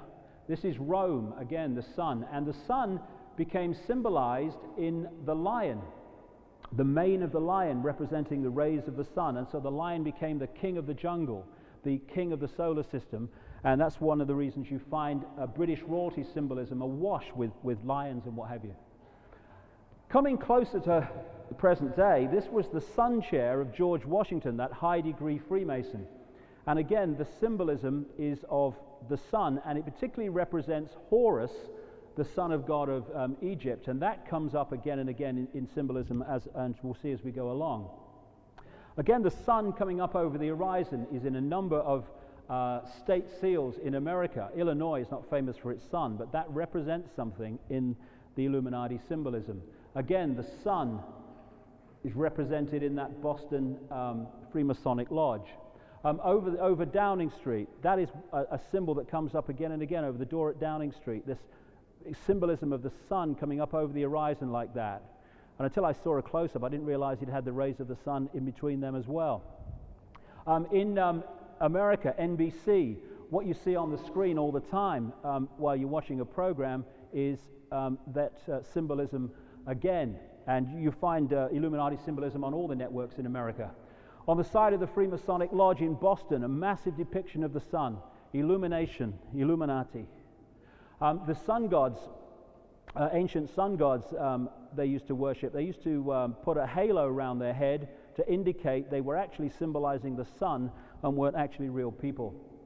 And again, like I said earlier, the lion, the sun symbol within the Illuminati code, you find all over British royalty. Now this is a symbol that they used to use in the ancient world that we see around us in various forms right up to this day. They used to symbolize the movement of the sun through the year with this symbol. They put the zodiac circle, which comes from a Greek word meaning animal circle, appropriately, around the circle, and then they put the cross across the middle to create the 4 seasons, and then they put the sun on the cross in the middle. I've heard that somewhere before too.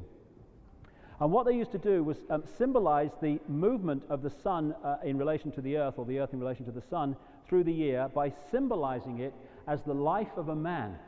So at this point, they would say, this is the winter solstice, 3 days after that, they used to say the sun was born or born again, because the winter solstice, which has become our December 22nd, 23rd, that kind of time, 21, 22, was the lowest point in the northern hemisphere of the power of the sun. So they said symbolically it had died. 3 days later, which in our calendar became December the 25th, the birthday of Jesus, they said the sun, that one, was born or born again, and they took it around the year. It became a bigger and bigger man. At the peak of the summer solstice, it became a massively strong man with long golden hair, symbolizing the powerful rays of the sun. And then, as the man came down into the house of Virgo the Virgin, some say the house of Delilah, he had his hair cut because the rays of the sun, as you go into the autumn, the fall, are getting shorter and shorter. And then by the time they come round to here, they used to symbolize him like we symbolize old Father Time, an old man at the end of its life. It's all symbolism. And that can be found all over the place. This is in the square where the Ritz Hotel is in Paris, which represents the Sun King in the history of France. This is another version of it, which is the symbol of NATO, the North American, I was right first time, North American, North Atlantic Treaty Organization, which is a wholly owned subsidiary of the Illuminati and has been created to evolve with others into the world army that would impose the will of the world government. This is again the same symbolism of the cross with the sun, and this is the symbol of the CIA. The CIA is part of this Illuminati, if you like, sun cult. And it is a part of the security network in America that has nothing to do with security and everything to do with creating a network of control of the people, which is unfolding more and more every day since 9/11. Again, in the center of the city of London, you've got this same symbol recurring again, right next to St. Paul's Cathedral, in the heart of this very big center for the Illuminati worldwide. Here you have a lot of people have put symbolism in their paintings, like Leonardo da Vinci. Leonardo da Vinci was a grand master, according to this book, Holy Blood, Holy Grail, of a major secret society, a very elite one called the Priory of Sion, S-I-O-N, which was created at the same time that the Knights Templar was created, and its role was to advance the power of the Merovingian bloodline. That was his very reason for existing. And what he's done, Da Vinci here, has put this same symbolism into a painting of the Last Supper. There's the halo, which they used to put over the sun gods in the ancient world, and he's broken up the 12 disciples into 4 sets of 3. Why is it that religious deities seem invariably to have 12 followers? Why do we have King Arthur and the 12 knights of the Round Table, the zodiac circle? Symbolism. And interestingly, right at the entrance to the temple I was in Boston, Freemasonic headquarters, they have that same picture outside, because these things mean things to them. Even in the street plans of the cities, they put their symbolism in. This is the center of the street plan of Paris, the Arc de Triomphe. They have 12 streets going off there, and the circle in the middle, the sun in the middle, and on the street there in Paris, they've even put the rays of the sun on the road. All around us, this stuff's going on. This is a major symbol of the Illuminati, the skull and bones. The Templars at the time of their purge were accused of using skull and bones in their rituals and stuff, and this is on a Freemasonic apron from the 18th century. And because of the skull and bones symbolism, that's why the most notorious secret society in America, at Yale University in Connecticut, is called the Skull and Bones Society. And these take 15 students, bloodline students, into their ranks every year and initiate them into the web.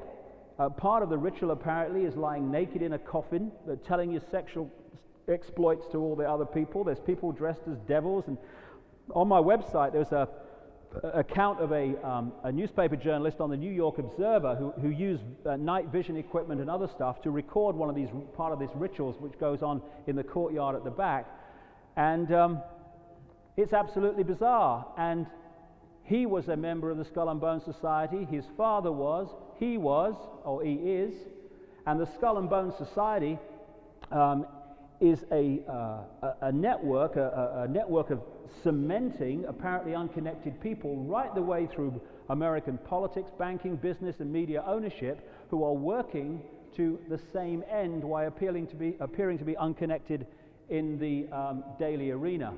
This is a major symbol of the Illuminati going way back into the ancient world, and it's on the dollar bill. It's called the Pyramid and All-Seeing Eye. And the pyramid with the eye on is the peak of the pyramid is raised above the rest. That's the power in the pyramid, in the Illuminati hierarchy, manipulating the people. That was put on the dollar bill in 1933 by Franklin Delano Roosevelt, one of the major frontmen for the Illuminati in America in the 20th century. And you find that a lot. Apparently in the words around it translated says something like, "He favors our undertaking, new order of the ages." New world order is one of the code phrases they have for this globalization agenda. The Reynolds Tobacco Factory family in America were one of these bloodlines, and they used that in their advertising. Think you've seen it all. Again, the all-seeing eye.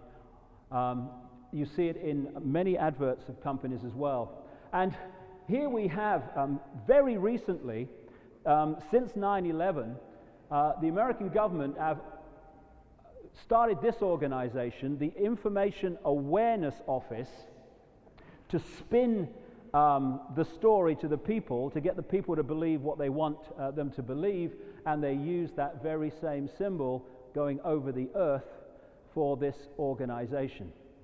Their symbolism obsessed. This is British intelligence. MI5, Military Intelligence 5. Again, there's the pyramid peak, there's the eye. That too is part of this network. And when you go high enough in the British intelligence pyramid, you are controlled by the same people that control the CIA pyramid, the same people that control German intelligence pyramid. I talked on the phone when I was researching the 9/11 book to a guy called Andreas von Bülow, who was the defense minister in the German government some years ago, and he told me that when he took that job, he realized the German government knew absolutely nothing about who controlled its intelligence agency. He actually wrote a book called In the Name of the State, explaining this. At the peak of the pyramid, all these intelligence agencies are the same organization. MI6, again, the feel of that building is the pyramid with a capstone missing.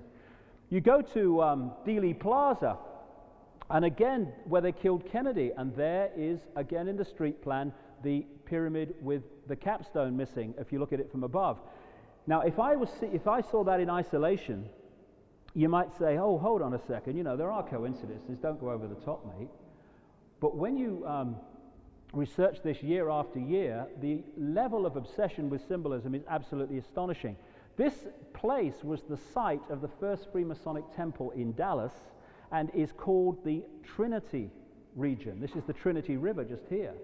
And everything is done in a place in a ritual fashion, and that's why they killed Kennedy there. I'll get back to that in a second.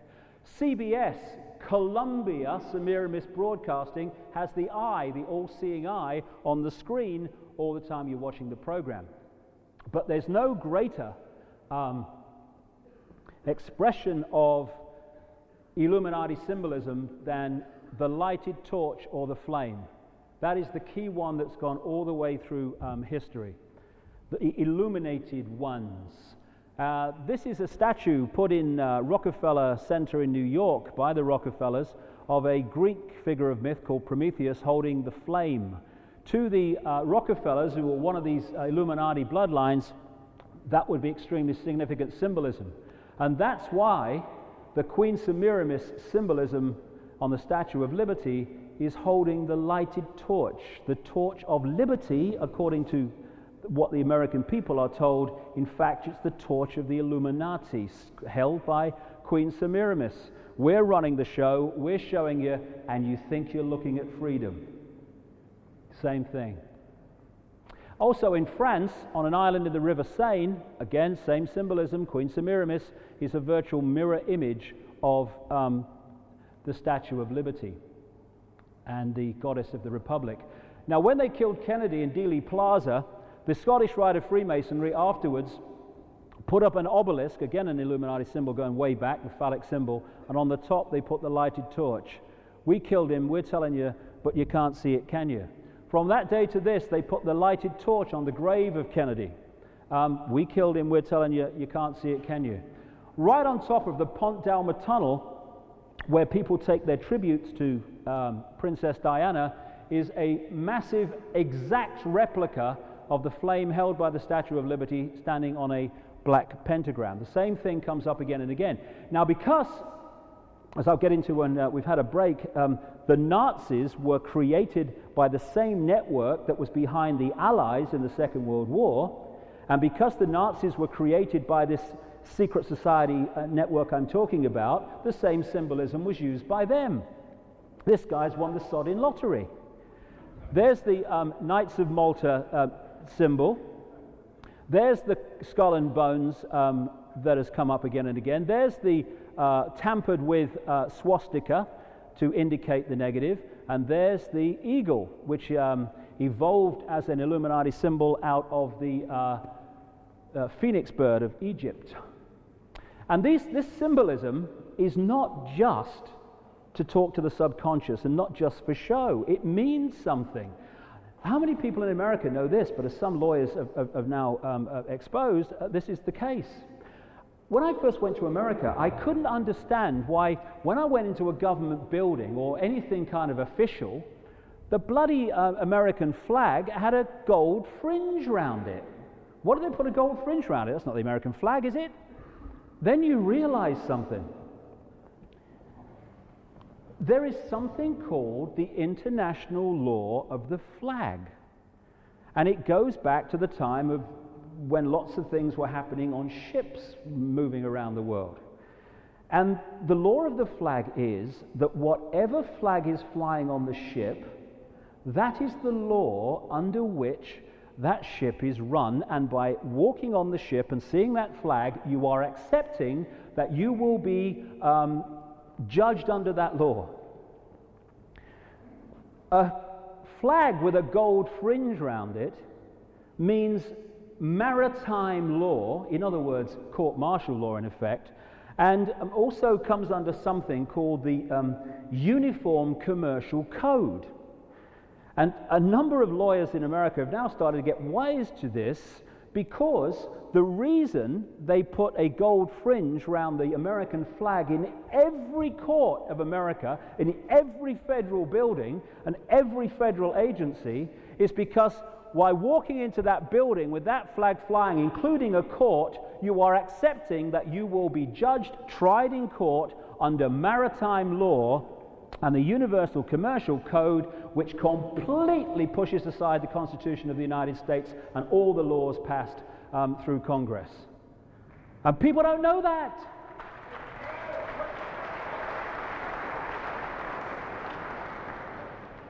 Just to give you an idea of how the street thing works, it works massively and most obviously in Washington, D.C., where they had a blank sheet of paper to go with.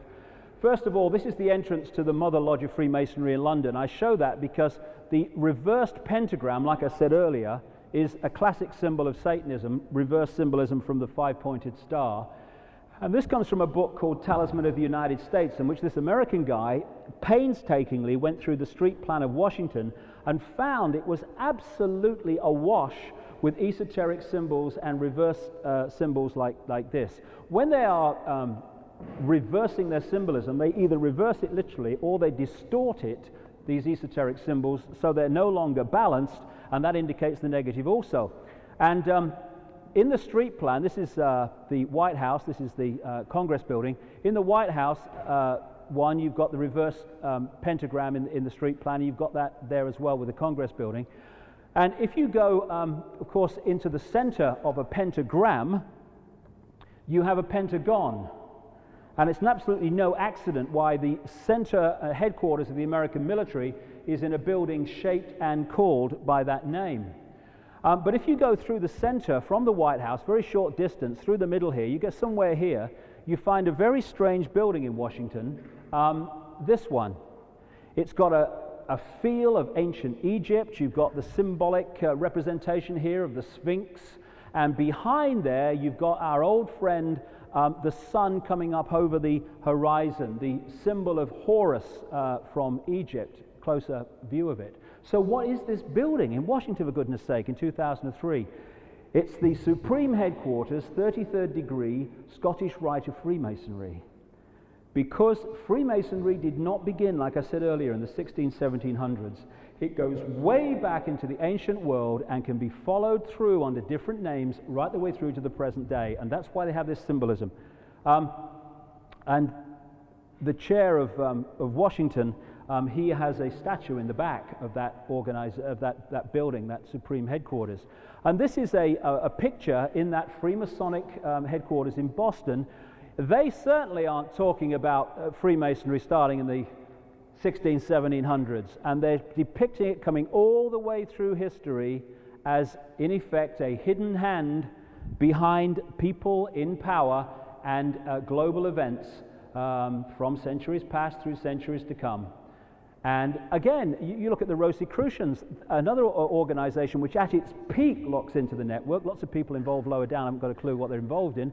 And again, that's obsessed with Egyptian symbolism. This, people think, is a political building. It's actually a temple to this secret society, the Illuminati that control it. I've seen that somewhere before, I'm sure, St. Paul's Cathedral, which is at the center of the Illuminati operational headquarters in many ways, though there are other places, the City of London. The reason they call this Capitol Hill is not, again, oh, we'll call it Capitol Hill, that's a good name. They name it after Capitoline Hill, which was one of the places of worship at the time that the Illuminati were controlling the Roman Empire. And when one of the high priestesses of American politics, Madeleine Albright, was made Secretary of State by Clinton, her first overseas visit was to Europe and to Capitoline Hill in Italy, which would have been very significant to the people in the Illuminati who know what it means. Okay, last little section and we'll have a break here. Many things in this journey through the last 13 years have blown my mind, and is more to come. But grasping the fact that people were involved in human sacrifice ceremonies and stuff back in the ancient world, okay, get my head around that. The fact even that some really kind of imbalanced people could be doing it today, yep, get my head around that. What really hit me was the scale at which this goes on, and some of the most famous people on this planet are involved in it. And Satanism, just a word for human sacrifice and other deeply dark rituals, child abuse, like the stuff that comes to light in children's homes, which is the tip of a massive iceberg, and mind control, where they create mind-controlled zombies to carry out things like assassinations to hide the fact that it's really behind them, are all fundamentally connected. These guys are into some very dark stuff. And when you realize, I'll say this, what they're into, it is no longer a problem understanding how these guys can send the troops in to slaughter thousands of people and have no emotional empathy with the suffering whatsoever, so much so, okay, that's done, now who next? Because what they're doing all the time, they do not have ability to empathize with the people who they are their victims. Now this is a place, a notorious place in America for those that have investigated this elite connection to satanic rituals and what have you, called Bohemian Grove. It's 75 miles north of San Francisco, and it's in 2,700 acres of redwood forest. Go down there, eventually you get to it. And every year in July, the elite of America, we're talking the Kissingers and the Rockefellers and the Bushes, and all these people that control the media and the banking and the transnational corporations, they arrive at Bohemian Grove for a summer camp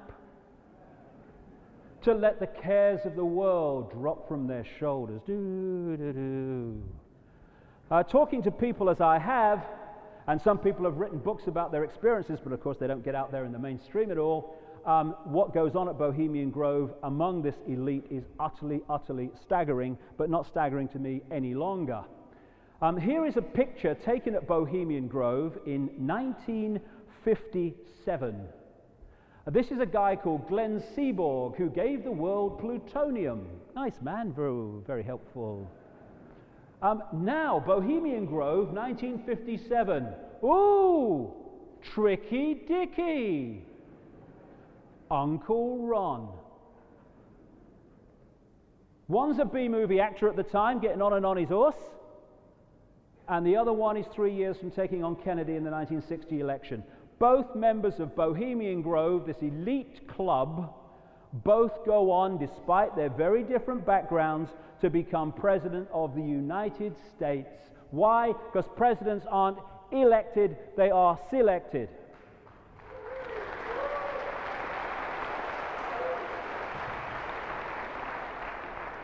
Now, this was a picture taken on a long lens by a journalist who got into Bohemian Grove some years ago. It's much clearer on the original. Going through the computer, it, kind of clouds it a bit, to say the least. But this is a 40-foot stone frickin' owl.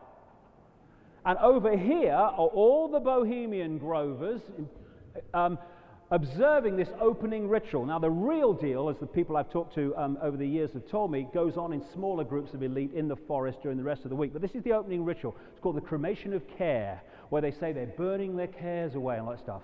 And over here are all these people in bloody robes carrying out this Babylonian-type ceremony. Now, the 40-foot stone owl, these are the people who are running our freaking world. These are the people coming on CNN and what have you, and BBC and ITN telling us what should happen and what's going to happen. About 2 years ago, there's a talk show host in America called Alex Jones. And what he did, yay! And he got in there with a camera in a bag during this opening ritual. And, you know, because it's in a bag, you know, the whole film itself is moving around a bit, although it's very good. But the sound is absolutely impeccable. And this is just one clip from it. And what you see, and if you go into a website called Infowars.com, you can get a copy of the whole tape. And what you see on it is, first of all, you have all these people in the robes over here. Here's the bloody owl here. And over here, all these people. Bush came to this week at Bohemian Grove, President Bush. And what you see eventually, look at these bloody things over here. You see like a body floated in here. They say it's an effigy. I'm open to the fact that it was, because what I'm told, like I say, is that the real deal goes on in the smaller groups in the forest during the week. But it could have been real, it could not have been real, whatever. Still bizarre. And what they do then is they take the body off and they put it on a slab here under the owl, and they set a fire.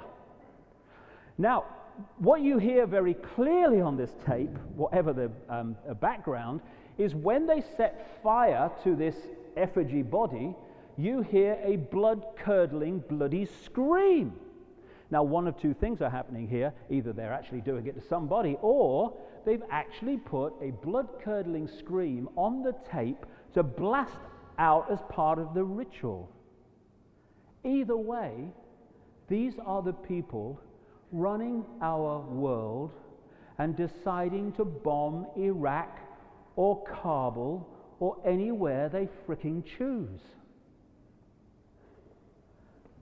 And 6 billion people are watching it. We don't have to. And if we didn't, they couldn't.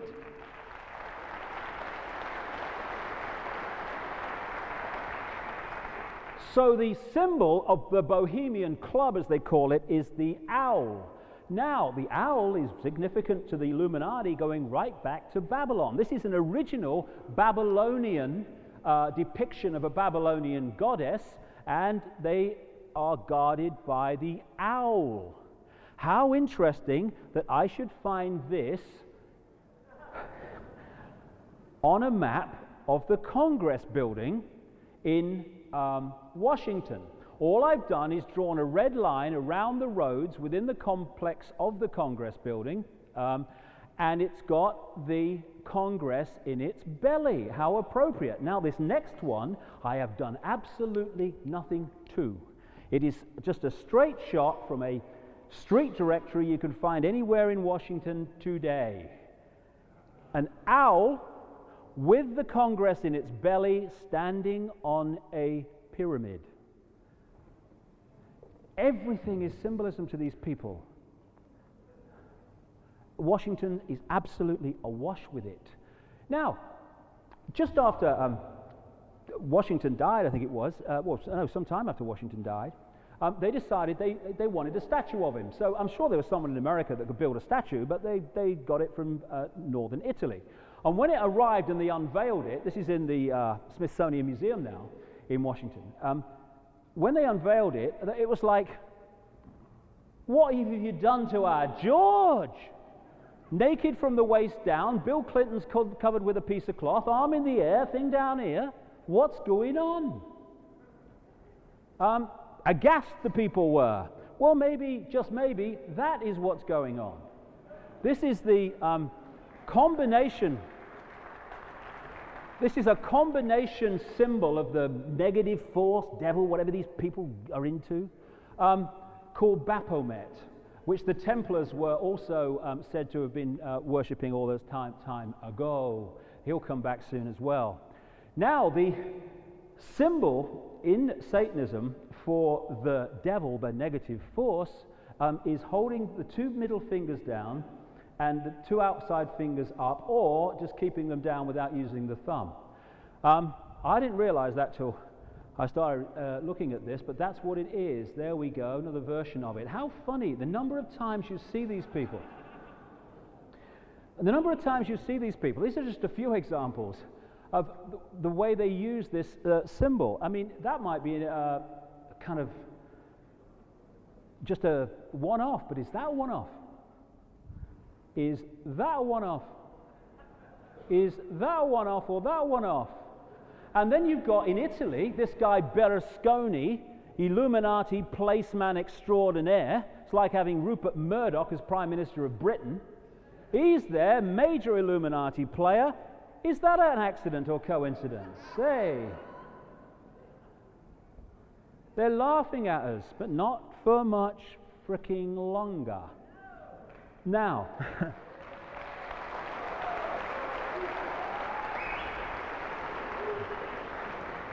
I'm going to draw to a close here, and then I'm really going to concentrate on what's happening today and how we're being affected today, because it's very important. But these stories that come to light about the mass abuse of children in children's homes and what have you, I can tell you it's one of the things I've really kind of researched and come across in both America and Britain and elsewhere in the last 13 years. It is absolutely all over the place, this abuse of children. And it comes to light very, very rarely. These were the kids in North Wales who were abused for years and years, and no one did anything about it.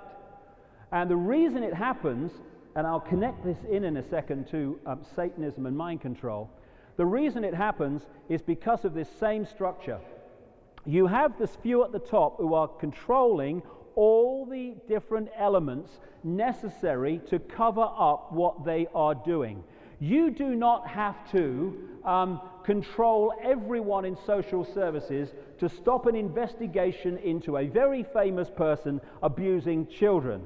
You only have to control those levels of social services that decide if an investigation is going to go ahead.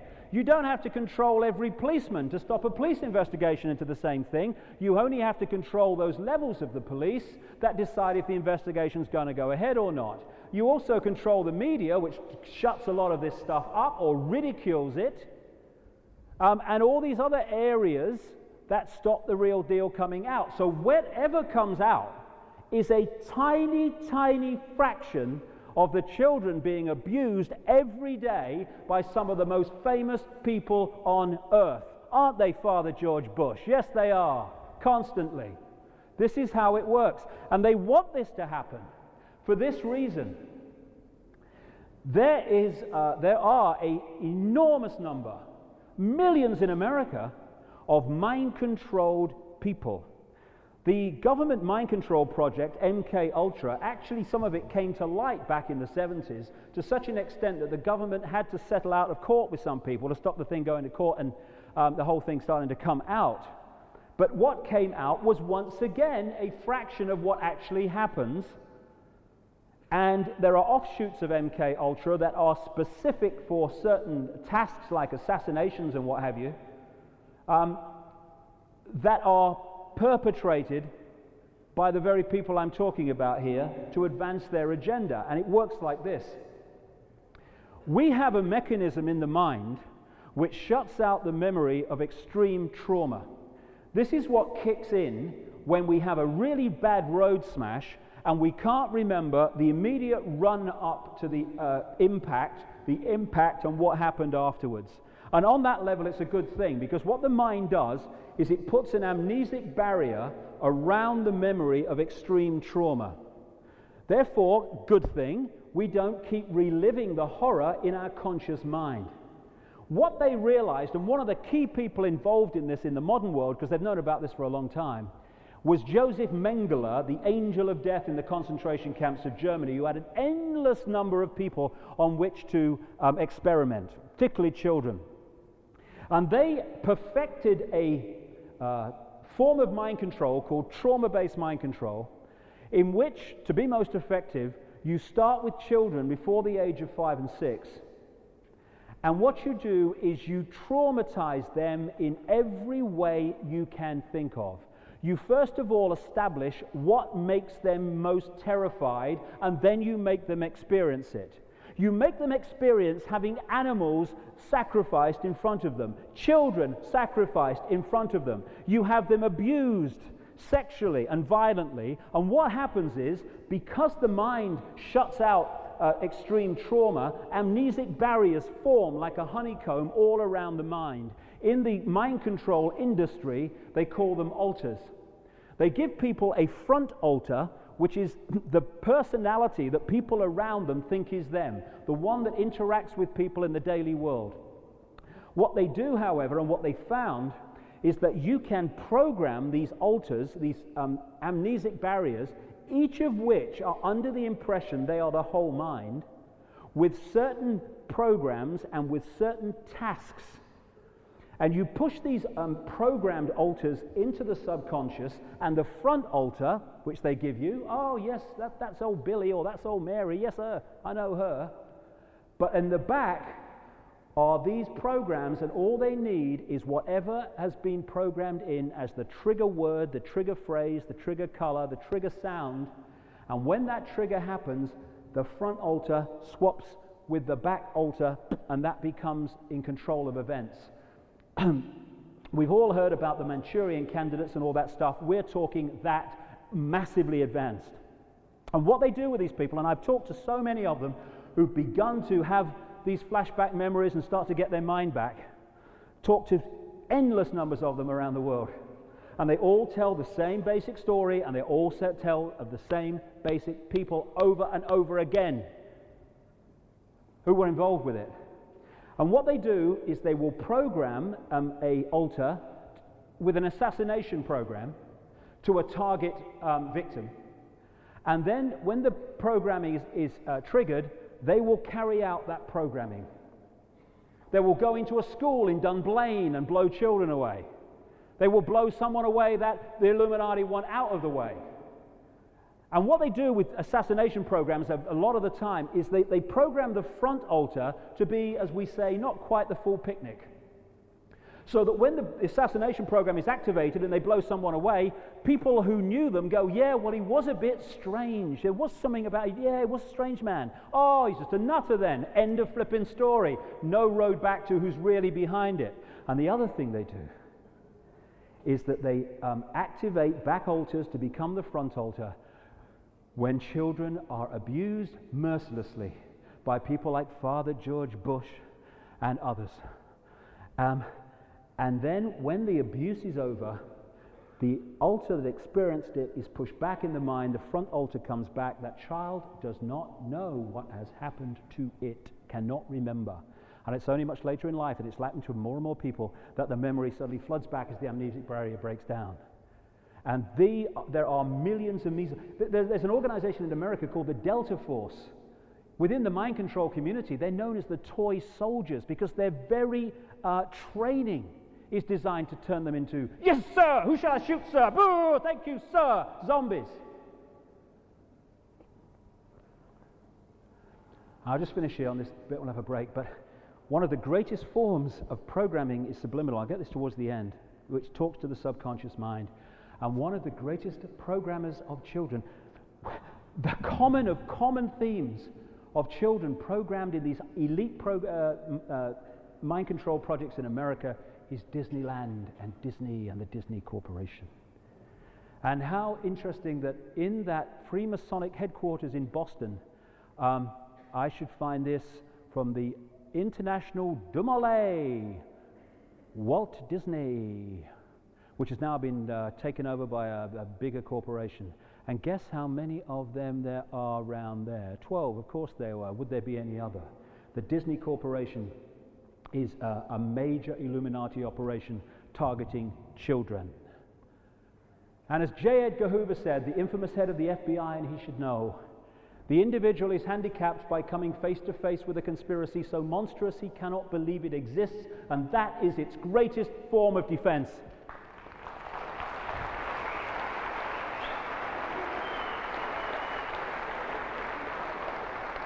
what's going on in the world compared with the movie we're told is going on, the chasm between them is so absolutely vast that even when it comes to light, you go, people go, "You're bloody mad, you are." Truth is, though, more and more people are making that jump, and this is just one reality which we've allowed to unfold. It does not have to happen. They're using our power to do it. We take it back, it's over. House of Cards, thank you, gone. It's just a choice. And we can build a reality represented by this, by changing our own attitudes and the way we imprison each other, and the way we let these guys get away with it without question. Or we can sit there watching Coronation Street and Wheel of Bloody Fortune and allow this to reach its intended goal, a global fascist state.